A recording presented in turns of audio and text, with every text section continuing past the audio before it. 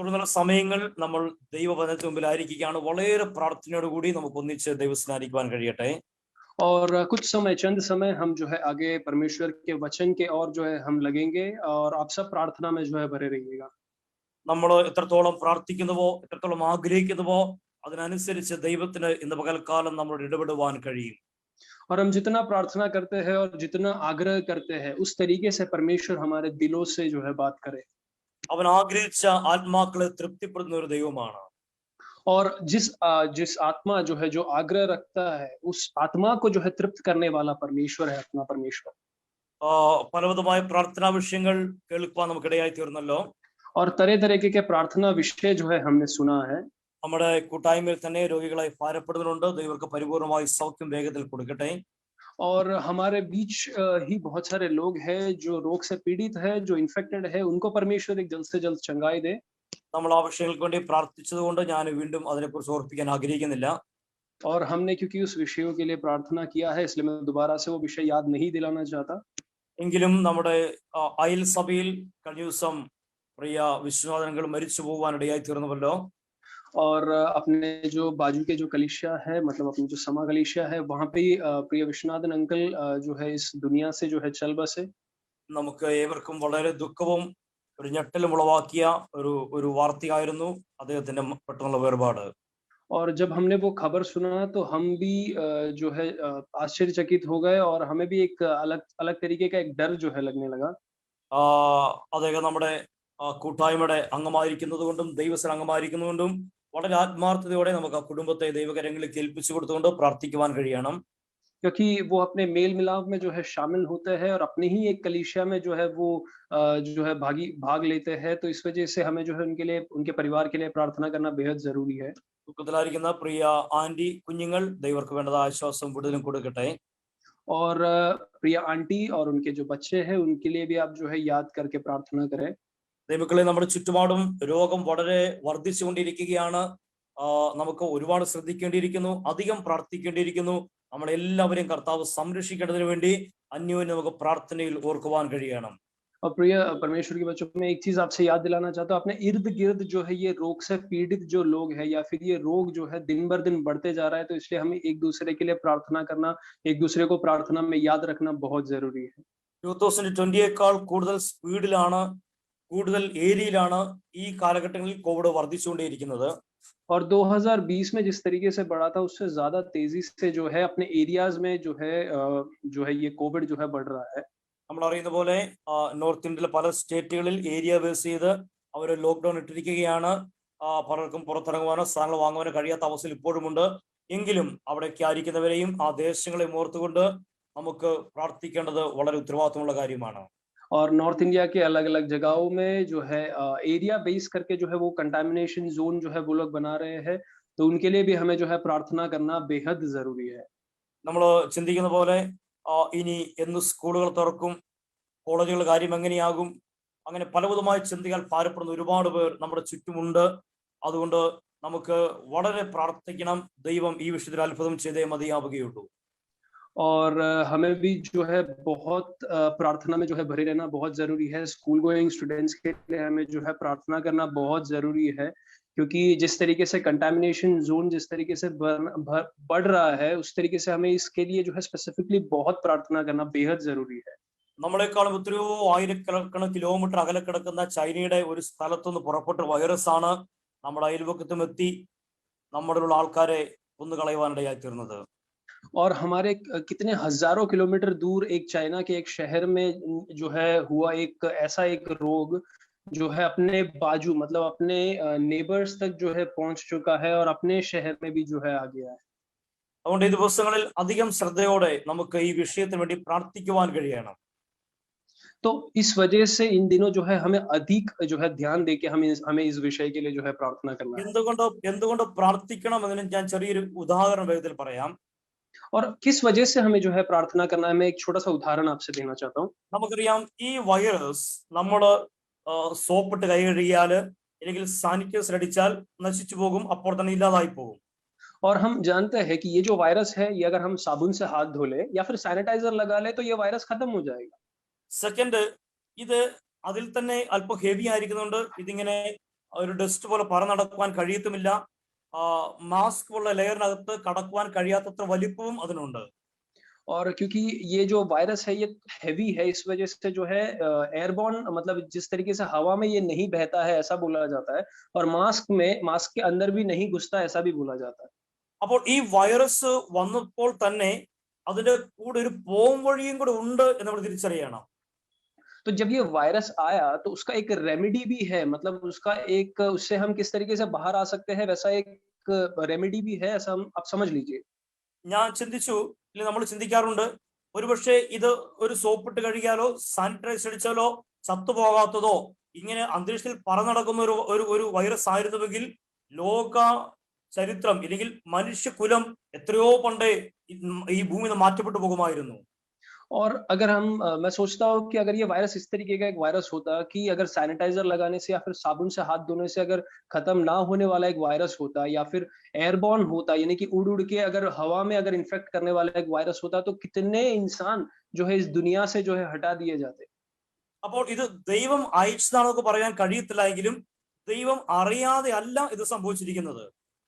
और हम ये नहीं कह सकते कि ये जो है परमेश्वर ने भेजा है, लेकिन हम ये जरूर कह सकते हैं कि परमेश्वर के मतलब परमेश्वर अनजान नहीं है इस वायरस से, मतलब ये जब आया तो परमेश्वर अनजान नहीं है इस बातों से।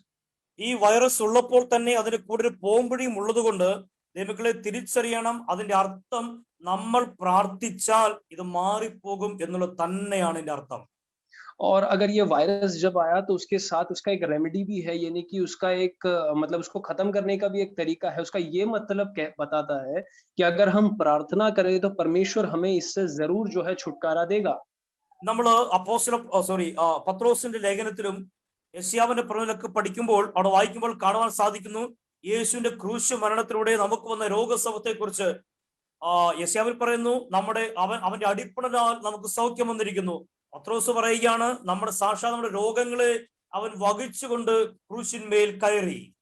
और पतरस के किताब में और यशायाह के किताब में जो है हम पढ़ सकते हैं कि क्योंकि परमेश्वर को क्रूस पे चढ़ा दिया गया, इस वजह से जो है हमें किस तरीके का रोग से जो है चंगाई मिला है, क्योंकि परमेश्वर के मार खाने के वजह से हमें जो है रोगों से चंगाई जो है मिला है, वैसा हम देख सकते हैं। അപ്പോൾ യേശുവിന്റെ കാലത്ത് ഉണ്ടായിരുന്ന കുറെ രോഗങ്ങൾ മാത്രമല്ല, നമ്മുടെ കാലത്തും ഇനി വരുവാൻ പോകുന്ന തലമുറയിലും ഏതെല്ലാം തരം വൈറസോ ബാക്ടീരിയോ ഏതെല്ലാം രോഗങ്ങൾ വരട്ടെ അതിനെ എല്ലാം യേശു കാലുവരിയിൽ ചുമന്നൊഴിച്ചിട്ടുണ്ട്. और खाली यीशु मसीह के समय में जो जिस तरीके के रोग थे खाली उसे नहीं, आने वाले पीढ़ी में भी या फिर करंटली जिस तरीके के रोग जो है चलते हैं, उन सारे रोगों को जो है परमेश्वर ने जो है कैलवरी पे जो है सह लिया। ഞാൻ ഒരിക്കലും മരിച്ചുപോയവരെ കുറ്റപ്പെടുത്തുകയോ ഇല്ലെങ്കിൽ അവര് മോശമാണെന്ന് പറയുകയല്ല, പക്ഷേ ദൈവങ്ങളെ നമ്മൾ ഇന്ന് ജീവിച്ചിരിക്കുന്നുവെങ്കിൽ അത് നമ്മുടെ പ്രാർത്ഥനയുടെ മറുപടിയാണ്, ദൈവത്തിന്റെ കൃപകൾ മാത്രമാണ്. और मैं कभी भी जो है जो लोग इस दुनिया से जो है बुला लिए गए उनको मैं ये नहीं कहूंगा कि वो लोग गलत थे या फिर उन्होंने कुछ गलती किया इस वजह से ये हुआ, लेकिन मैं ये कहना चाहता हूँ कि क्योंकि हम जिंदा इस वजह से है क्योंकि परमेश्वर ने हमारे प्रार्थनाओं को सुना या फिर दूसरों ने हमारे लिए प्रार्थना किया। നോക്കുക, ഈ കാലഘട്ടങ്ങളിൽ എത്രയോ ചെറുപ്പക്കാരാണ് കോവിഡ് ബാധിച്ച് വേഗത്തിൽ മരിച്ചു പോയിക്കൊണ്ടേയിരിക്കുന്നത്. अब एक चीज जो है अगर आप ध्यान दोगे तो आपको समझ में आएगा कि इस समय में जो है कोविड की वजह से कितने सारे जवान जो है मारे गए या फिर कितने सारे जवान को जो है इस दुनिया से हटा दिया गया।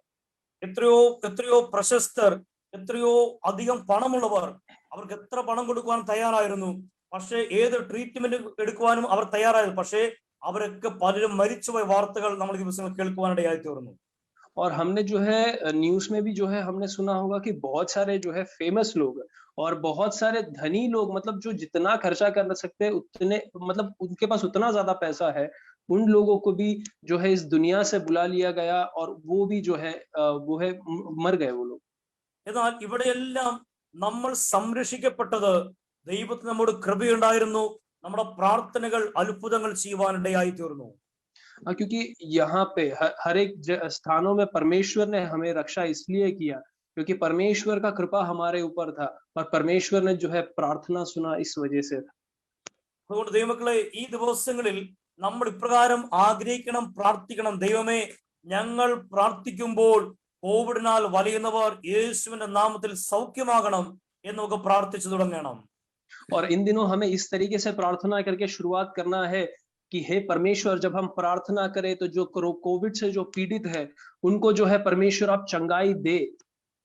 ഇവിടെ ഈ കോവിഡ് മുഖാന്തരമായി വളരെ ക്രിട്ടിക്കൽ ആയിരിക്കുന്ന ആൾക്കാരൊക്കെ നമ്മൾക്ക് ഫോൺ വിളിക്കണം, നിങ്ങൾ പ്രാർത്ഥിക്കണം, നിങ്ങളുടെ സഭ പ്രാർത്ഥിക്കണം, യേശു ഞങ്ങളെ സൗഖ്യമാക്കണം എന്ന് അവർ വിശ്വസിച്ചുകൊണ്ട് വിളിക്കത്തക്ക രീതിയിൽ നമ്മുടെ വിശ്വാസം വർദ്ധിക്കണം, നമ്മുടെ പ്രാർത്ഥനകൾ വർദ്ധിക്കണം, നമുക്ക് ദൈവമുള്ള ബന്ധങ്ങൾ വർദ്ധിക്കുവാനിടയായി തീരണം. और आने वाले दिनों में जो कोविड से पीड़ित है, जो क्रिटिकल कंडीशन में है, वो हमें कॉल करे जो है कि आप हमारे लिए प्रार्थना करो, हमें चंगाई जरूर मिलेगा। उस तरीके से हमारा परमेश्वर के साथ जो है रिश्ता है वो बढ़ना चाहिए। उस तरीके से जो है हमारे प्रार्थना का जो स्थल है, प्रार्थना का जो तरीका है वो बदलना चाहिए। ദൈവങ്ങളെ, കഴിഞ്ഞ നാളുകളിൽ നമ്മളൊക്കെ പ്രാർത്ഥിച്ചപ്പോൾ, ദേവാസന്മാർ പ്രാർത്ഥിച്ചപ്പോൾ പലരുടെയും ശരീരത്തെ മുഴകൾ അപ്രത്യക്ഷമായി പോയി, പലരുടെയും ഇല്ലാതിരുന്ന കാലുകൾ വളർന്നു വന്ന കാഴ്ചകൾ കേട്ടു, പലരുടെയും ഡിസോർഡർ എന്ന ശരീരങ്ങൾ ഓർഡറായി മാറ്റപ്പെട്ടു, മരണകരമായ രോഗത്തിൽ കിടന്ന പലരും സൗഖ്യത്തോടെ എഴുന്നേറ്റ് വന്നു. അങ്ങനെയെങ്കിൽ ദൈവങ്ങളെ, ഈ കോവിഡിന്റെ കാലഘട്ടത്തിൽ നമ്മൾ വിശ്വാസത്തോടെ പ്രാർത്ഥിക്കുവാൻ തയ്യാറായാൽ മരണത്തെ മുഖാമുഖം കണ്ട് കിടക്കുന്ന ആൾക്കാർ നമ്മുടെ പ്രാർത്ഥന മുഖാന്തരം വിടുവിക്കപ്പെടുമെന്ന് നമ്മൾ ആദ്യം വിശ്വസിക്കുവാൻ തയ്യാറാവണം. और जो है हमने गए दिनों में हमने सुना है कि जो है परमेश्वर के दास ने जो है प्रार्थना किया तो उस समय पे जो ट्यूमर था वो गायब हो गया। जो मतलब जो बेड पे, जो हमेशा जो बेड पे थे और वो जो है एक ना एक दिन मर जाएंगे, ऐसे मृत्यु के इंतजार में जो लोग जो बेड पे थे उन लोग को परमेश्वर ने चंगाई दिया। तो हमें सबसे पहले क्या करना है? हमें सबसे पहले विश्वास करना है कि हाँ, मेरे प्रार्थना से परमेश्वर चंगाई देगा, और हमें प्रार्थना करना है और परमेश्वर उन्हें चंगाई जरूर देगा। വചനം വ്യക്തമായി പഠിപ്പിക്കുന്നു, ഞാൻ നിന്റെ സകല രോഗത്തെയും സൗഖ്യമാക്കുന്ന യഹോവയാകുന്നു.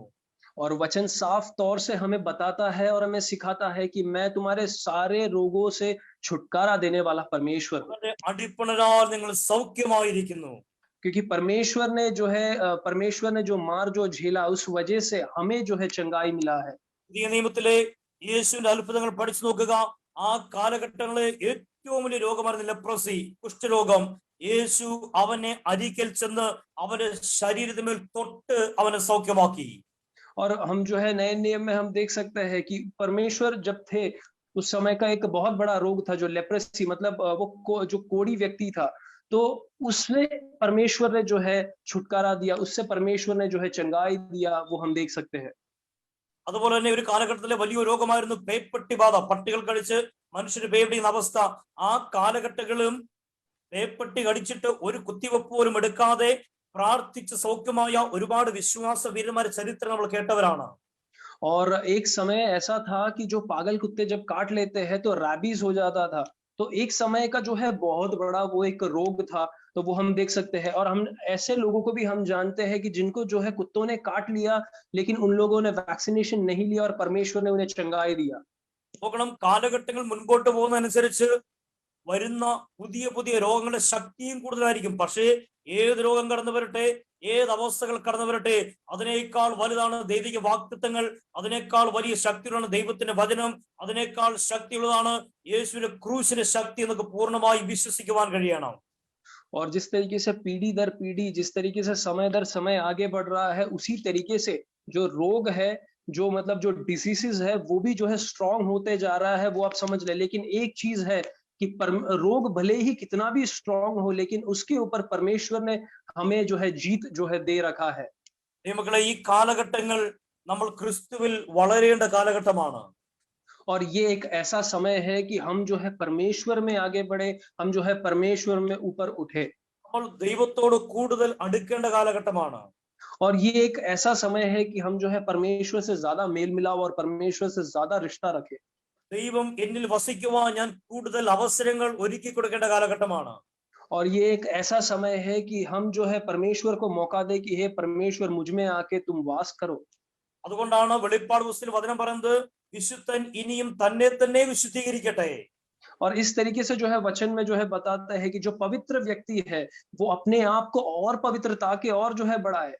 അപ്പോൾ അവിടെ വചനം ഓപ്ഷൻ തരികയാണ്, നിങ്ങൾക്ക് നന്നാകുവാൻ മനസ്സുണ്ടോ, ക്രിസ്തുവിൽ വളരുവാൻ മനസ്സുണ്ടോ, അങ്ങനെ മനസ്സുള്ളവർക്ക് മാത്രമേ ഈ കാലഘട്ടത്തിൽ ക്രിസ്തുവിൽ മുൻപോട്ട് പോകുവാൻ കഴിയത്തുള്ളൂ. और बाइबल एक और चीज बताता है कि जिन व्यक्तियों को जो है मन फिराने का इच्छा है, अगर आप मन फिरा लेते हो, वैसे ही लोग इस समय में जो है आगे बढ़ सकते हैं। നമ്മൾ ഈ ദിവസങ്ങളിൽ നമ്മളെ വിളിച്ചിരിക്കുന്ന വിളി വ്യക്തമായി തിരിച്ചറിഞ്ഞ് അതിനു മുമ്പിൽ നമ്മളെ പൂർണ്ണമായും സമർപ്പിക്കുവാനും അതിനുവേണ്ടി നിലനിൽക്കുവാനും നമുക്ക് കഴിയണം. और हमें इस समय में जिस तरीके का परमेश्वर का जो बुलाहट है हमारे लिए, उसे हमें समझना और उसमें स्थिर रहना बहुत जरूरी है। നമ്മളെ കുറിച്ച് പല രീതിയിൽ ബൈബിൾ പറയുന്നുണ്ട്. ഒന്ന്, നമ്മൾ ക്രിസ്തുവിന്റെ മണവാട്ടികളാണ്. और हमें जो है बताया जाता है कि हमें जिस तरीके से एक ब्राइड को जो है तैयार किया जाता है, उस ഒരു तरीके से हमें जो है बुलाया गया है। ഒരു മണവാട്ടി എങ്ങനെ ആയിരിക്കണം എന്ന് വചനത്തിൽ വ്യക്തമായി പറഞ്ഞു. കറയും ചുളുക്കവും ഇല്ലാതെ വിശുദ്ധിയും നിഷ്കളങ്കയുമായി അവൾ ക്രിസ്തുവിന് വേണ്ടി കാത്തിരിക്കുവാനിടയാകണം. और एक ब्राइड को जिस तरीके से जो है बोला जाता है कि उस पे कुछ दाग नहीं होना चाहिए, या फिर उस पे कुछ जो है उसमें कुछ खराबी नहीं होना चाहिए, उस तरीके से हमें जो है तैयार रहना है, वैसा जो है वचन बताता है। യഥാർത്ഥത്തിൽ വേർപെട്ട ഒരു ക്രിസ്തീയ ജീവിതത്തിലേക്ക് നമുക്ക് മടങ്ങി വരുവാൻ കഴിയണം. और एक मतलब एक अलग तरीके का एक परमेश्वर में रहने वाली एक जिंदगी जो है हमारे में आना चाहिए। ദൈവം നമ്മളോട് വിട്ടുകളയുവാൻ ആവശ്യപ്പെടുന്ന, വചനം വിട്ടുകളയാൻ ആവശ്യപ്പെടുന്ന സകലത്തെയും പൂർണ്ണമായും വിട്ടുകളഞ്ഞുകൊണ്ട് ദൈവത്തോട് ഈ നാളുകളിൽ കൂടുതൽ നമുക്ക് ചേർന്ന് നിൽക്കുവാൻ കഴിയണം. और परमेश्वर का वचन जो हमें कहता है किन किन चीजों को हमें छोड़ देना चाहिए, उन सबको हम छोड़ के परमेश्वर में हमें स्थिर रहना चाहिए। ദൈവത്തിന് വേണ്ടാത്ത കൂട്ടുകെട്ടുകൾ, ദൈവത്തിന് വേണ്ടാത്ത ബന്ധങ്ങൾ, ദൈവത്തിന് വേണ്ടാത്ത എല്ലാ റിലേഷൻഷിപ്പിനോടും നമുക്ക് നോ പറഞ്ഞു വേഗത്തിൽ ക്രിസ്തുവിലേക്ക് നമ്മളെ ഏൽപ്പിച്ചു കൊടുക്കുവാൻ കഴിയണം. और जिसमें परमेश्वर की चाहत नहीं है वैसे दोस्ती, जिसमें परमेश्वर की चाहत नहीं है वैसे रिश्ते, वैसे संबंध हमें जो है छोड़ देना चाहिए और जल्द से जल्द हमें परमेश्वर की ओर जो है मुड़ना है। ഞാൻ ഇന്ന് പകൽക്കാലം സംസാര വചനത്തിലേക്ക് പ്രവേശിക്കുന്ന മുമ്പ് ദൈവത്തിന്റെ ആത്മാവിനെ ഓർപ്പിച്ച മറ്റു ചില കാര്യങ്ങൾ അദ്ദേഹത്തിൽ ഓർപ്പിക്കാം. और मैं जो है वचन की ओर बढ़ने से पहले पवित्र आत्मा जो मुझे जो बता रहा है वो बातें मैं जो है आपके सामने जो है मैं रखना चाहता हूँ। ദൈവഹിതമില്ലാത്ത സകലത്തോടും നോ പറഞ്ഞെങ്കിൽ മാത്രമേ നമുക്ക് മുൻപോട്ട് പോകുവാൻ കഴിയുകയുള്ളൂ. और जिस बातों में परमेश्वर का हित नहीं है, चाहत नहीं है, उस बातों को हम ना कर दे तो ही हम आगे बढ़ सकते हैं। ഈ സങ്കീർത്തനങ്ങളിൽ ദാവീദ് കഴിഞ്ഞാൽ വളരെയധികം സങ്കീർത്തനം എഴുതിയ വ്യക്തികളാണ് കോരഹിന്റെ പുത്രന്മാർ എന്ന് അറിയപ്പെടുന്നവര്. और भजन संगीता में हम देख सकते हैं डेविड के बाद जो है सबसे ज्यादा भजन संगीता लिखने वाले जो व्यक्ति है वो कौरह के जो पुत्र है, कौरह के जो बच्चे हैं, उन्होंने भजन संगीता लिखा है। അവരെങ്ങനെ വചനം എഴുതപ്പെട്ടവരായി മാറ്റപ്പെട്ടു, എങ്ങനെ അനുഗ്രഹം പ്രാപിക്കുന്നവരായി മാറ്റപ്പെട്ടു. और वो कैसे ऐसे एक व्यक्ति बन गए जो भजन संगीता लिखने लग गए, और कैसे एक व्यक्ति बन गए जो जिन्होंने परमेश्वर के आशीषों को हासिल किया। ചില വിട്ടുകളയലുകൾ അവരുടെ ജീവിതത്തിൽ സംഭവിച്ചത് കൊണ്ടാണ് അവർക്ക് ദൈവസന്നിധിയിൽ നിൽക്കുവാൻ കഴിഞ്ഞത്. और कुछ बातें जो जो उन्हें छोड़ देना चाहिए वो उन्होंने छोड़ दिया और परमेश्वर में स्थिर हो गए, इस वजह से वो एक ऐसे व्यक्ति बन गए। അവർ വിട്ടുകളഞ്ഞത് ആരെയായിരുന്നു? അവരുടെ പിതാവിനെയും അവരുടെ മാതാവിനെയും അവർക്കുള്ള സകലത്തെയും ദൈവനാമത്തെ പ്രതി അവർ എന്നേക്കുമായി വിട്ടുകളയുവാനിടയായി തീർന്നു. और उन्होंने किस बातों को छोड़ दिया? उन्होंने अपने पिता को, अपने माता को और उनके तरफ जिस तरीके के जो बातें होते थे उन सबको छोड़ दिया। इस वजह से जो है परमेश्वर के एक व्यक्ति के तौर पे वो बन गए। രണ്ട് വാക്കുകളെയും ചേർത്ത് വേദത്തിൽ പറയാം. എസ്രാ പ്രാർത്ഥിക്കുമ്പോൾ എസ്രാ പ്രാർത്ഥിക്കുന്ന കർത്താവേ, ഞങ്ങളുടെ പാപങ്ങളെയും ഞങ്ങളുടെ പിതാക്കന്മാരുടെ പാപത്തെയും ഞങ്ങളോട് ക്ഷമിക്കണമേ. और इज़रा जिस तरीके से प्रार्थना करता है कि हे परमेश्वर, मेरा पाप, मेरी जो गलतियां हैं वो, और मेरे पिता ने जो किए जो गलती है वो तू माफ कर देना। സദൃശവാക്യങ്ങൾ പറയുന്നു, മാനുഷ്യ ഭയം ഒരു കെണി. मतलब जो सदृश्य की किताब में जो है बताया जाता है कि जो मनुष्य से जो डर है वो एक ट्रैप है। ഈ മൂന്ന് കാര്യങ്ങൾ കണക്ട് നമുക്ക് മനസ്സിലാക്കാൻ കഴിയും. और ये जो तीन बातें हैं ये जो है ध्यान देना जरूरी है, वैसे हम देख सकते हैं। ഒന്ന്, മനുഷ്യനെ ഭയപ്പെടരുത്, മനുഷ്യനെ പ്രസാദിപ്പിക്കരുത്, ദൈവത്തെ പ്രസാദിപ്പിക്കാൻ ശ്രമിച്ചുകൊണ്ടേയിരിക്കണം. और जो दो बातें हैं कि हमें जो है मनुष्य से डरने की जरूरत नहीं है, दूसरी बात हमें मनुष्य को जो है खुश करने की कोई जरूरत नहीं है, हमें जो है परमेश्वर को जो है खुश करना है। നമ്മുടെ ജീവിതത്തിന്റെ ആത്മീയത്തിന്റെ പരാജയം ആരംഭിക്കുന്ന ആദ്യത്തെ സ്റ്റെപ്പാണ് ദൈവത്തെക്കാൾ കൂടുതൽ മനുഷ്യനെ ഭയപ്പെടുക, ദൈവത്തെക്കാൾ കൂടുതൽ മനുഷ്യനെ ബഹുമാനിപ്പിക്കുക, ദൈവത്തെ സന്തോഷിപ്പിനേക്കാൾ കൂടുതൽ മനുഷ്യനെ സന്തോഷിപ്പിക്കാൻ ശ്രമിക്കുക. और अपना जो स्पिरिचुअल लाइफ है, अपनी आत्मिक जिंदगी का सबसे बड़ा जो हार तब होता है जब हम परमेश्वर से ज्यादा जो है मनुष्य को खुश करने की कोशिश करते हैं, और सब परमेश्वर की प्रीति से ज्यादा हम जो है मनुष्य की प्रीति की ओर जो है हम मुड़ जाते हैं। तो वहां पे हम आत्मिक तौर से जो है हम हारने लगते हैं। രണ്ട് ഇവിടെ കാണുവാൻ കഴിയുന്നു, പിതാക്കന്മാരുടെ പാപങ്ങൾ ഏറ്റുപറഞ്ഞ ഒരുപാട് ഒരുപാട് ഭക്തന്മാരുടെ പ്രാർത്ഥനകൾ ബൈബിളിൽ കാണുന്നുണ്ട്. और दूसरा जो है अपने उनके जो पिता ने किए गए जो पाप है या गलती है, उसको जो है टेस्टिफाई करने वाले जो है बहुत सारे बाइबल में ऐसे लोगों को हम देख सकते हैं। എന്തുകൊണ്ടാണ് അവർ പിതാക്കന്മാരുടെ പാപങ്ങൾ ഏറ്റുപറഞ്ഞത്? और क्यों उनके जो पिता ने किए गए जो गलती है, पिता ने किए गए पाप को जो है वो कहते हैं परमेश्वर के सामने रखते हैं। അവരവിടെ ചെയ്തത് തലമുറ തലമുറയായി കടന്നു വരുന്ന ചില ശാപങ്ങളെയും പാപങ്ങളെയും ദൈവിക കോപത്തെയും അവർ ഏറ്റുപറയുമ്പോൾ അത് തലമുറയെന്ന് അത് ക്യാൻസൽ ചെയ്തു പോവുകയാണ്. और उन्होंने वहां पे क्या किया, उन्होंने जो है पीढ़ी दर पीढ़ी जो श्राप जो पीढ़ियों पे आता है, या फिर परमेश्वर का जो क्रोध है, परमेश्वर का जो गुस्सा है, जो पीढ़ी दर पीढ़ी रहता है, उन सारे बातों को जो है उन्होंने मान लिया कि हाँ परमेश्वर ऐसी गलती हुआ है और हमसे माफ कर दे। എന്റെ പിതാക്കന്മാര് അവർ ദൈവത്തിനെതിരെ ചെയ്തതും ദൈവഹിതമായ കാര്യങ്ങൾ ദൈവമേ എന്റെ മേലും എന്റെ തലമുറ മേലും വരരുതേ എന്നവർ ഏറ്റുപറഞ്ഞ് ദൈവസന്നിധിയിൽ പ്രാർത്ഥിക്കുമ്പോൾ ആ ആ ശാപങ്ങളെല്ലാം ദൈവം നിർത്തലാക്കിയും പൂർണ്ണമായും മാറ്റിക്കളയും ചെയ്യുന്ന കാഴ്ചകൾ നമുക്ക് ബൈബിളിൽ ഉടനീളം കാണുവാൻ കഴിയുന്നുണ്ട്. और हम देख सकते हैं कि वो जब मान लेते हैं कि हाँ है परमेश्वर, मेरे पिता ने जो गलती किया है वो मेरे ऊपर और मेरे पीढ़ी के ऊपर परमेश्वर तू मत रखना, परमेश्वर तू उसे जो है हम पे हमसे हटा दे, हमें माफ कर दे। और वो लोग वो मान लेते हैं कि ऐसा जो है गलती हुआ है, लेकिन परमेश्वर जो है वहां पे उन्हें जो है माफी देता है और एक जो है छुटकारा देता है उन गलतियों से और पापों से।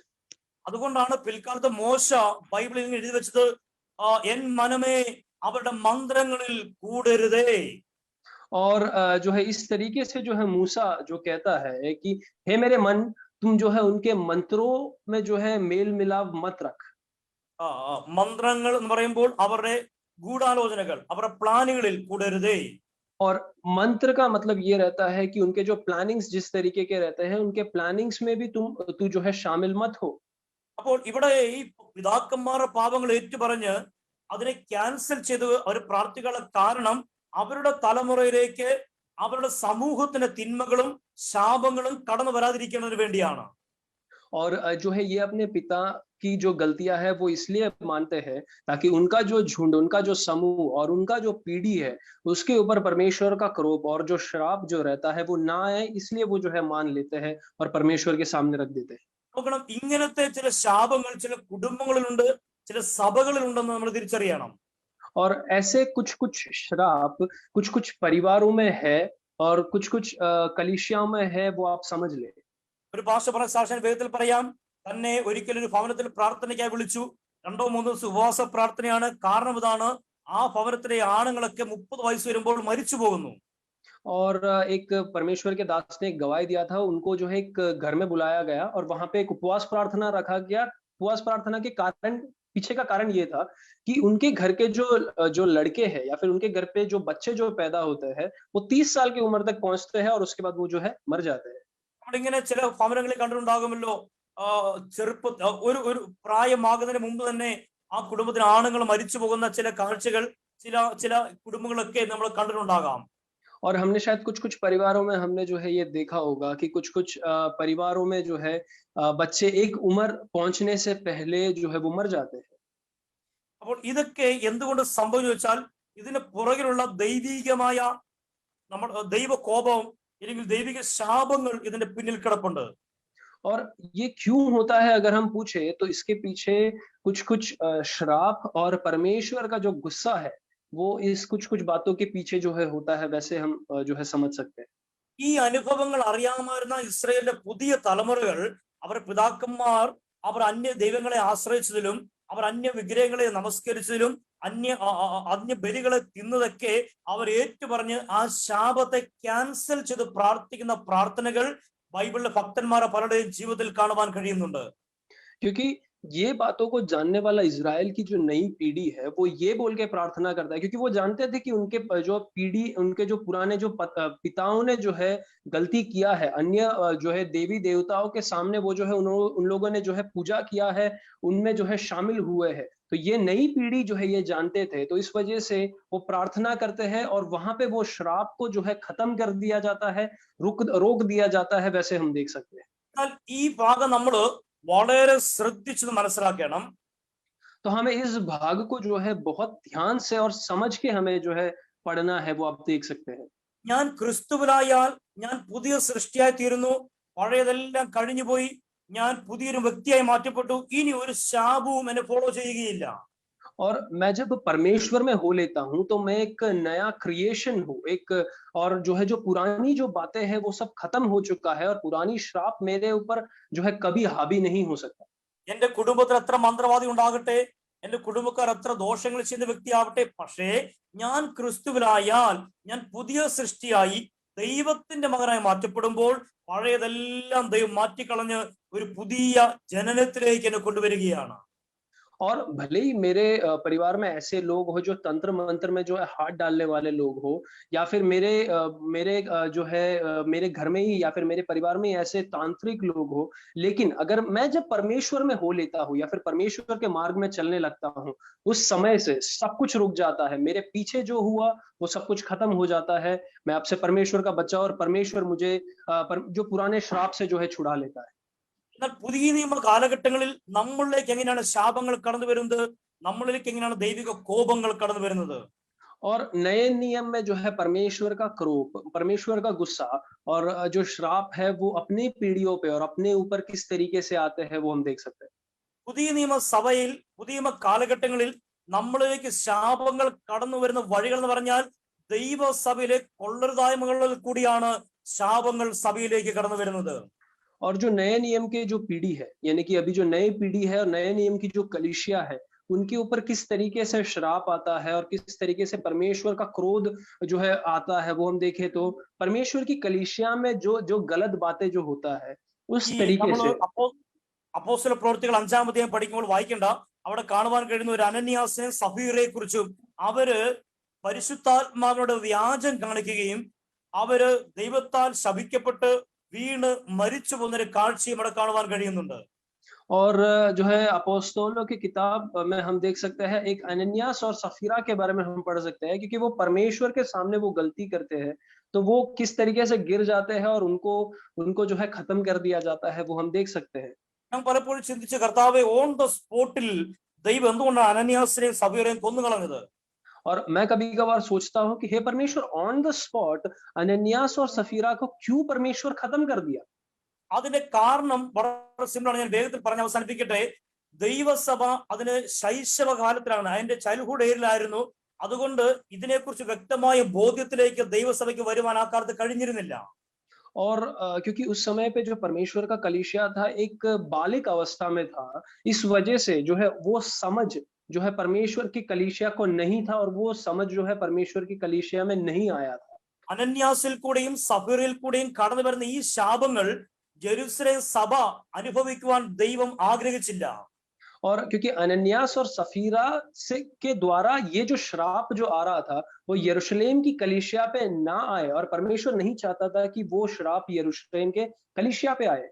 കാരണം ജെറുസലേം സഭയിലേക്ക് കടന്നു വന്ന വ്യക്തികൾ അവർ നിഷ്കളങ്കതയിൽ അവർ ദൈവത്തിലേക്ക് തങ്ങളെ തന്നെ ഏൽപ്പിച്ച് കടന്നു വരികയും ഇതിനെക്കുറിച്ചൊന്നും യാതൊരു അറിവുമില്ലാതിരുന്ന വ്യക്തികളായിരുന്നു. और जो यरूशलेम की जो कलीसिया में आने वाले जो लोग थे, जो मनफिरा के आने वाले लोग थे, वो दिल से साफ थे और उनकी पुरानी बातों को छोड़कर वो आने वाले थे, वो इन सब बातों को नहीं जानते थे। അങ്ങനെ വരുമ്പോൾ പരിശുദ്ധാത്മാവിടെ വ്യാജം കാണിച്ച, അങ്ങനെയാണ് ബൈബിൾ എഴുതിയിരിക്കുന്നത്, പരിശുദ്ധാത്മാവിടെ വ്യാജം കാണിച്ച് കുറച്ചൊക്കെ മോഷ്ടിച്ചിട്ട് ബാക്കി കൊണ്ടുവന്ന പണം ഈ ദൈവസഭയിൽ കൊടുക്കുമ്പോൾ ഇത് അനുഭവിക്കുന്ന ഇവരുടെ കൂടി ആഹാരം കഴിക്കുന്ന സകല ദൈവസഭയും ഈ ശാപത്തിന് പങ്കാളികളായി മാറ്റപ്പെടുവാനിടയായി തീരും. और हम देख सकते हैं कि अनन्यास और सफीरा मतलब ऐसा एक धन लेकर आते थे जिसमें से थोड़ा बहुत उन्होंने चोरी किया था और कुछ भाग वो कलीसिया में लेकर आते हैं। तो क्या होता है, इसमें शामिल होने वाले और उनके साथ बैठ के भोजन में शामिल होने वाले लोगों पे भी ये जो है श्राप आ जाएगा। അപ്പോൾ ഇവരുടെ മോഷണത്തിന്റെ പങ്ക് പറ്റി കഴിക്കുന്ന വസ്തു മുഖാന്തരം ദൈവസഭ ശപിക്കപ്പെട്ടു പോകാതെയും അനുഗ്രഹങ്ങൾ തടയപ്പെട്ടു പോകാതിരിക്കേണ്ടതിനുമാണ് ദൈവം ഓൺ ദ സ്പോട്ടിൽ അവരുടെ മേൽ ന്യായവിധികൾ കൊണ്ടുവരുവാനിടയായി തീർന്നത്. और इन्होंने जो चोरी किया हुआ जो धन था उसमें शामिल होने वाले या फिर उसमें भागीदारी लेने वाले लोगों के ऊपर भी ये श्राप आ जाता. इस वजह से परमेश्वर ने जो है ऑन द स्पॉट वहां पे न्याय किया. എന്നാൽ എന്തുകൊണ്ടാണ് ഈ കാലഘട്ടത്തിൽ ഓൺ ദ സ്പോട്ടിൽ പുതിയ നിയമസഭയിൽ ദൈവം ആരെയും കൊന്നുകളയാത്തത്? लेकिन इस समय पे इस पीढ़ी यानी कि नए नियम के कलीसिया में क्यों परमेश्वर ऑन द स्पॉट लोगों को खत्म नहीं करते? രണ്ട് റീസൺ ആണ് പറയുന്നത്. और उसके पीछे के दो कारण है. ഒന്ന്, അവർക്കില്ലാതിരുന്ന ദൈവവചനം ഇപ്പോൾ എന്റെയും നിങ്ങളുടെയും കയ്യിലുണ്ട്. क्योंकि उस समय पे जो परमेश्वर का वचन जो नहीं था वो मेरे और आपके हाथ में है. രണ്ട്, പരിശുദ്ധാത്മാവിന് വ്യക്തമായ ഗൈഡൻസ് അന്നത്തെക്കാൾ കൂടുതൽ ഈ കാലഘട്ടത്തിൽ നമ്മുടെ മേലുണ്ട്. और दूसरी बात ये है कि उस समय से ज्यादा इस समय में पवित्र आत्मा का जो है गाइडेंस मेरे और आपके ऊपर है. ഈ കാലത്താണ് അനന്യാസും സബറിയും ഈ പാപം ചെയ്തിരുന്നുവെങ്കിൽ എങ്ങനെ ദൈവസഭ പ്രതികരിക്കുമായിരുന്നു? और अगर इस समय पे अगर अनन्यास ने और सफीरा ने इस तरीके का अगर गलती किया होता तो परमेश्वर का जो कलीसिया है किस तरीके से रेस्पॉन्ड करता? നമ്മുടെ കയ്യിൽ വചനമുള്ള കാലത്തോളം നമുക്ക് ഇങ്ങനെ പ്രാർത്ഥിക്കുവാൻ കഴിയും. കർത്താവേ, അനന്യാസിന്റെയും സബിറേയും പാപങ്ങൾ മുഖാന്തരം വരുന്ന ശാപങ്ങളിൽ ഞാൻ ഭാഗവാക്കാകുവാൻ എന്നെ അനുവദിക്കരുതേ, ഞാൻ അവരിൽ നിന്ന് മാറി നിൽക്കുന്നുവെന്ന് നമ്മൾ പ്രാർത്ഥിക്കുമ്പോൾ അവർ വഴി വരുന്ന എല്ലാ ശാപവും എന്നിൽ നിന്ന് മാറുവാനിടയായി തീരും. तो इस समय पे हम अगर जब तक हमारे पास परमेश्वर का वचन है हमें इस तरीके से प्रार्थना करना है, हे परमेश्वर अनन्यास और सफीरा की जो गलती से जो श्राप जो आ रहा है, हे परमेश्वर उसमें तुम मुझे भागीदारी मत बनाना, परमेश्वर उस श्राप से तुम मुझे दूर रखना, मुझे हटा के रखना. तो परमेश्वर हमें उस श्राप से दूर हटा के रखेगा. അനന്യാസും സബിറയും ഒരു ശാപമാണ് യെരൂശലേം സഭയിലേക്ക് വലിച്ചുകൊണ്ട് വന്നത്. और अनन्यास और सफीरा ने एक श्राप जो है वो खींच के लेकर आए जो यरूशलेम कलीसिया के अंदर. ദൈവമക്കളെ, ഈ ദിവസങ്ങളിൽ നമ്മുടെ പ്രാർത്ഥനയൊക്കെ വളരെ വ്യക്തവും പരിശുദ്ധാത്മ നിറവുള്ളതുമായി മാറ്റപ്പെടണം. और इन दिनों जो है अपने प्रार्थना जो है बहुत साफ और पवित्र आत्मा के चाहत के मुताबिक जो है हमें प्रार्थना करना है. നമ്മൾ എങ്ങനെ പ്രാർത്ഥിക്കണം ദൈവസഭയില്? हमें किस तरीके से प्रार्थना करना है? ദൈവമേ, എന്റെ സഭയിൽ ഒരു വ്യഭിചാരി ഉണ്ടെങ്കിൽ അവന്റെ വ്യഭിചാരത്തിന്റെ പാപം എനിക്കും കൂടെ കണക്കിടരുതേ എന്ന് ദൈവത്തോട് പ്രാർത്ഥിക്കണം. और हमें जो है प्रार्थना करना है कि हे परमेश्वर अगर मेरे कलीसिया में अगर एक व्यभिचारी व्यक्ति है या फिर एक अडल्टेरियस एक व्यक्ति है तो परमेश्वर उसका श्राप तो मेरे पे मत डालना. കാരണം നമ്മൾ ഒരു തിരമേശയാണ് എടുക്കുന്നവര്, ഒരു രക്തത്തിന്റെ അവകാശിയാണ്, ഒരു പാനപാത്രത്തിന്റെ അവകാശിയാണ്, അവന്റെ ശാപം എനിക്കും വരും. क्योंकि हम सब जो है जब परमेश्वर के भोज में शामिल होते हैं तो सब हम एक साथ जो है परमेश्वर के भोज में जो है और दाखरस में जो है शामिल होते हैं. അപ്പോൾ ദൈവസഭയിൽ ഒരു വ്യക്തി എന്ന പാപം മുഴു സഭയ്ക്കും ശാപമായി മാറ്റപ്പെടും. और क्योंकि परमेश्वर के कलीसिया में एक व्यक्ति का जो श्राप है वो पूरे कलीसिया के ऊपर जो है वो एक श्राप की तरह बन जाएगा. അതുകൊണ്ടാണ് ദൈവത്തിന്റെ വചനം സഭയ്ക്കകത്തുള്ള വേർപാടിനെ കുറിച്ച് പഠിപ്പിക്കുന്നത്. और इसलिए परमेश्वर का जो वचन कलीसिया के अंदर का जो है हमें अलगदाई के बारे में हमें बताता है. ദൈവങ്ങളെ, സ്വർഗമാണ് വിശുദ്ധന്മാർക്കുള്ളത്, സഭ എല്ലാവർക്കും ഉള്ളതാണ് തിരിച്ചറിയണം. आप एक चीज समझ ले कि स्वर्ग पवित्र लोगों के लिए है लेकिन कलीसिया सबके लिए है. അപ്പോൾ ഒരു വ്യക്തി ദൈവഹിതമില്ലാതെ അല്ലെങ്കിൽ പ്രാഗഭ്യമില്ലാതെ തിരുമേശ എടുത്താൽ അവൻ ആ സഭയിലേക്കാണ് പാപങ്ങൾ കൊണ്ടുവരുന്നത്. और अगर एक व्यक्ति अगर परमेश्वर के चाहत के मुताबिक ना चलकर अगर परमेश्वर के भोज में अगर वो शामिल होते हैं तो वो जो है कलीसिया में श्राप लेकर आता है. ये चीज मैं आपसे बताना चाहता हूँ. അപ്പോൾ ഇപ്പോൾ നമ്മുടെ ആത്മീക കണ്ണുകളെ തുറന്ന് പ്രാർത്ഥിക്കുവാൻ കഴിയണം. കർത്താവേ, എന്റെ സഭയിലെ കുറ്റങ്ങളോ കുറവുകളോ എന്നെയോ എന്റെ കുഞ്ഞുങ്ങളെയോ ബാധിക്കുവാൻ, എന്റെ ഭാവിയെ ബാധിക്കുവാൻ ദൈവമേ ഒരിക്കലും അനുവദിക്കരുതേ, എന്നെ അത് വിടുവിക്കണമേ എന്ന് നമുക്ക് ദൈവത്തോട് പ്രാർത്ഥിക്കുവാൻ കഴിയണം. तो अभी हमें जो है अपने आत्मिक आंखों को हमें खोलना है और हमें प्रार्थना करना है कि हे परमेश्वर दूसरों की गलती के वजह से जो श्राप मेरे कलीसिया में आया है वो का श्राप का जो गिनती है परमेश्वर उसमें तुम मुझे मत रखना, मेरे और मेरे पीढ़ी को परमेश्वर उससे हटा के रखना परमेश्वर. वैसे हमें प्रार्थना करना है. അതിന്റെ ഒരു ചെറിയ റിഫ്ലക്ഷൻ ആണ് നമുക്ക് ബുക്ക് ഓഫ് എക്ലേഷ്യൻസിൽ കാണുവാൻ കഴിയുന്നത്. ചത്ത ഈച്ച തൈലക്കാരന്റെ തൈലം മുഴുവൻ നാറുമാറാക്കുന്നു. और वो हम देख सकते हैं कि बुक ऑफ एक्लेशियंस में हम देख सकते हैं उसकी एक परछाई के तौर पे आप उसे समझ ले कि अगर एक मक्खी अगर एक इत्तर में गिर जाता है और वो सड़ने लगता है तो वो इत्तर को खराब कर देता है. എന്തുകൊണ്ടാണെന്ന് അറിയാമോ? പലപ്പോഴും നമുക്ക് ആത്മീക അഭിവൃദ്ധി പ്രാപിക്കുവാൻ കഴിയാത്തത്, പലപ്പോഴും ആഗ്രഹിക്കുന്നവർ ദൈവസ്ഥനെ വളരുവാൻ കഴിയാത്തത്, വിട്ടുകളയുവാൻ പലതും ആഗ്രഹിച്ച് വിട്ടുകളയാൻ കഴിയാത്തത്, ശാപങ്ങളിൽ കൂട്ടാളെ മാറ്റപ്പെട്ടു പോയത് കൊണ്ട് നമ്മൾ ആഗ്രഹിക്കുന്ന പോലെ മുൻപോട്ട് പോകാൻ കഴിയുന്നില്ല. സാത്താൻ പലപ്പോഴും അവകാശം പറഞ്ഞ് നമ്മളെ പിടിച്ചു വെക്കുകയാണ്. और किस वजह से हम जो है बहुत बार सोचते हैं कि हमें इसे छोड़ देना है, लेकिन उसे छोड़ नहीं पाते हैं, और इन लोगों से हमें रिश्ता शामिल नहीं होना है, उन्हें भी हम छोड़ नहीं पाते हैं। किस वजह से? क्योंकि शैतान कहता है कि इसमें मेरा भागीदारी है, मतलब ये मेरा जो है भागीदारी व्यक्ति है। इस वजह से हम जो है चीजों को छोड़ नहीं पाते, भूल नहीं पाते। യോബിന്റെ കാര്യം പറയുവാൻ സാത്താൻ ചെന്നപ്പോൾ സാത്താൻ ദൈവത്തോട് പറയാണ്, നീ അവന് ചുറ്റും വേലി കെട്ടിയിരിക്കുകയല്ലയോ. और आयुब के बारे में जब कहने के लिए शैतान परमेश्वर के सामने जाते हैं, मतलब परमेश्वर के पास पहुंचता है, तो कहता है कि आयुब के इर्द गिर्द तूने परमेश्वर बाउंड्रीज बना के रखे हैं परमेश्वर। അവിടെ രണ്ട് പ്രധാനപ്പെട്ട കാര്യമുണ്ട്. ഒന്ന്, ഇയ്യോബ് വേലിക്കകത്തായിരുന്നു. അവന്റെ വേലിക്കകത്ത് അന്യമാരൊരുത്തൻ പോലും ഉണ്ടായിരുന്നുമില്ല. और यहाँ पे दो बातें हैं कि परमेश्वर ने जो बाउंड्रीज जो बना के रखे हैं, परमेश्वर के बाउंड्री के अंदर था आयुब, और उसके जो बाउंड्रीज के अंदर जो है दूसरे अन्य अलग अलग तरीके से जीने वाले लोग नहीं थे। ഇയ്യോബിന്റെ കുടുംബത്തിന് അനുഗ്രഹങ്ങൾ നശിപ്പിക്കുന്ന ഒരു വ്യക്തി പോലും ആ ബൗണ്ടറിക്കകത്തില്ലായിരുന്നു.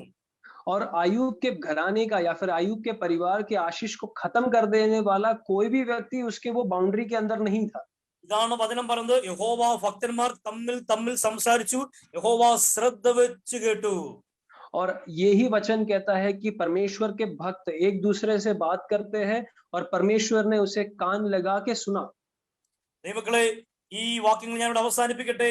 നമ്മൾ ഇപ്രകാരം പ്രാർത്ഥിക്കണം, കർത്താവേ, ഞാൻ എന്നെ അങ്ങയുടെ കരങ്ങളിലേക്ക് ഏൽപ്പിക്കുന്നു. കർത്താവേ, മറ്റുള്ളവരുടെ ശാപങ്ങൾ, മറ്റുള്ളവരുടെ തിന്മകൾ എന്നെയോ എന്റെ ശരീരത്തെയോ എന്റെ കുടുംബത്തെയോ തൊടുവാൻ ദൈവമേ അനുവദിക്കരുതേ. ഞാൻ എന്നെ നിനക്കായി തരുന്നുവെന്ന് നമുക്ക് ദൈവസന്നിധിയിൽ പ്രാർത്ഥിക്കുവാൻ കഴിയണം. तो इन बातों को यहाँ पे समाप्त करना चाहता हूँ, और हमें इस तरीके से प्रार्थना करना है कि हे परमेश्वर, दूसरों की गलती का जो श्राप है वो परमेश्वर उस श्राप में मुझे, मेरे शरीर को, मेरे परिवार को, मेरे पीढ़ी को परमेश्वर उसमें शामिल ना करे, परमेश्वर उससे हटा के रखे। നമുക്കറിയാമല്ലോ, യേശു മടങ്ങി വരുന്നത് തന്റെ സഭയെ ചേർക്കാൻ വേണ്ടിയാണ്. ഒരു സംഘടനയെ ചേർക്കാൻ വേണ്ടി യേശു മടങ്ങി വരുന്നില്ല. और आप एक चीज समझ ले कि यीशु मसीह का जो दूसरा आगमन है वो उसके कलीसिया को ले जाने के लिए है, ना ही कोई ऑर्गेनाइजेशन, ना ही कोई एफिलिएशन, ना ही कुछ ऐसे ऑर्गेनाइजेशंस को ले जाने के लिए परमेश्वर का दूसरा आगमन है। യേശു മടങ്ങി വരുന്നത് തന്റെ മണവാട്ടിയാകുന്ന ദൈവ സഭയെ ചേർക്കുവാൻ വേണ്ടിയാണ്. और यीशु मसीह का दूसरा आगमन इसलिए है कि उसका जो कलीसिया है, जो उसका ब्राइड है, उसे ले जाने के लिए जो है परमेश्वर का दूसरा आगमन है। എന്തുകൊണ്ടാണ് ദൈവം പൗലോസിനെ കുതിരപ്പുറം തള്ളിയിട്ട് അവനെ സന്ദർശിക്കാനിടയായി തീർന്നത്? और किस वजह से जो है पॉल को जो है उसके घोड़े से गिरा के वो परमेश्वर उससे बात करता है। അവൻ ദൈവ സഭയെ ഉപദ്രവിച്ചപ്പോൾ യേശു പറഞ്ഞ മറുപടിയാണ്, പൗലോസേ, ശൗലേ, നീ എന്നെയാണ് ഉപദ്രവിച്ചത്.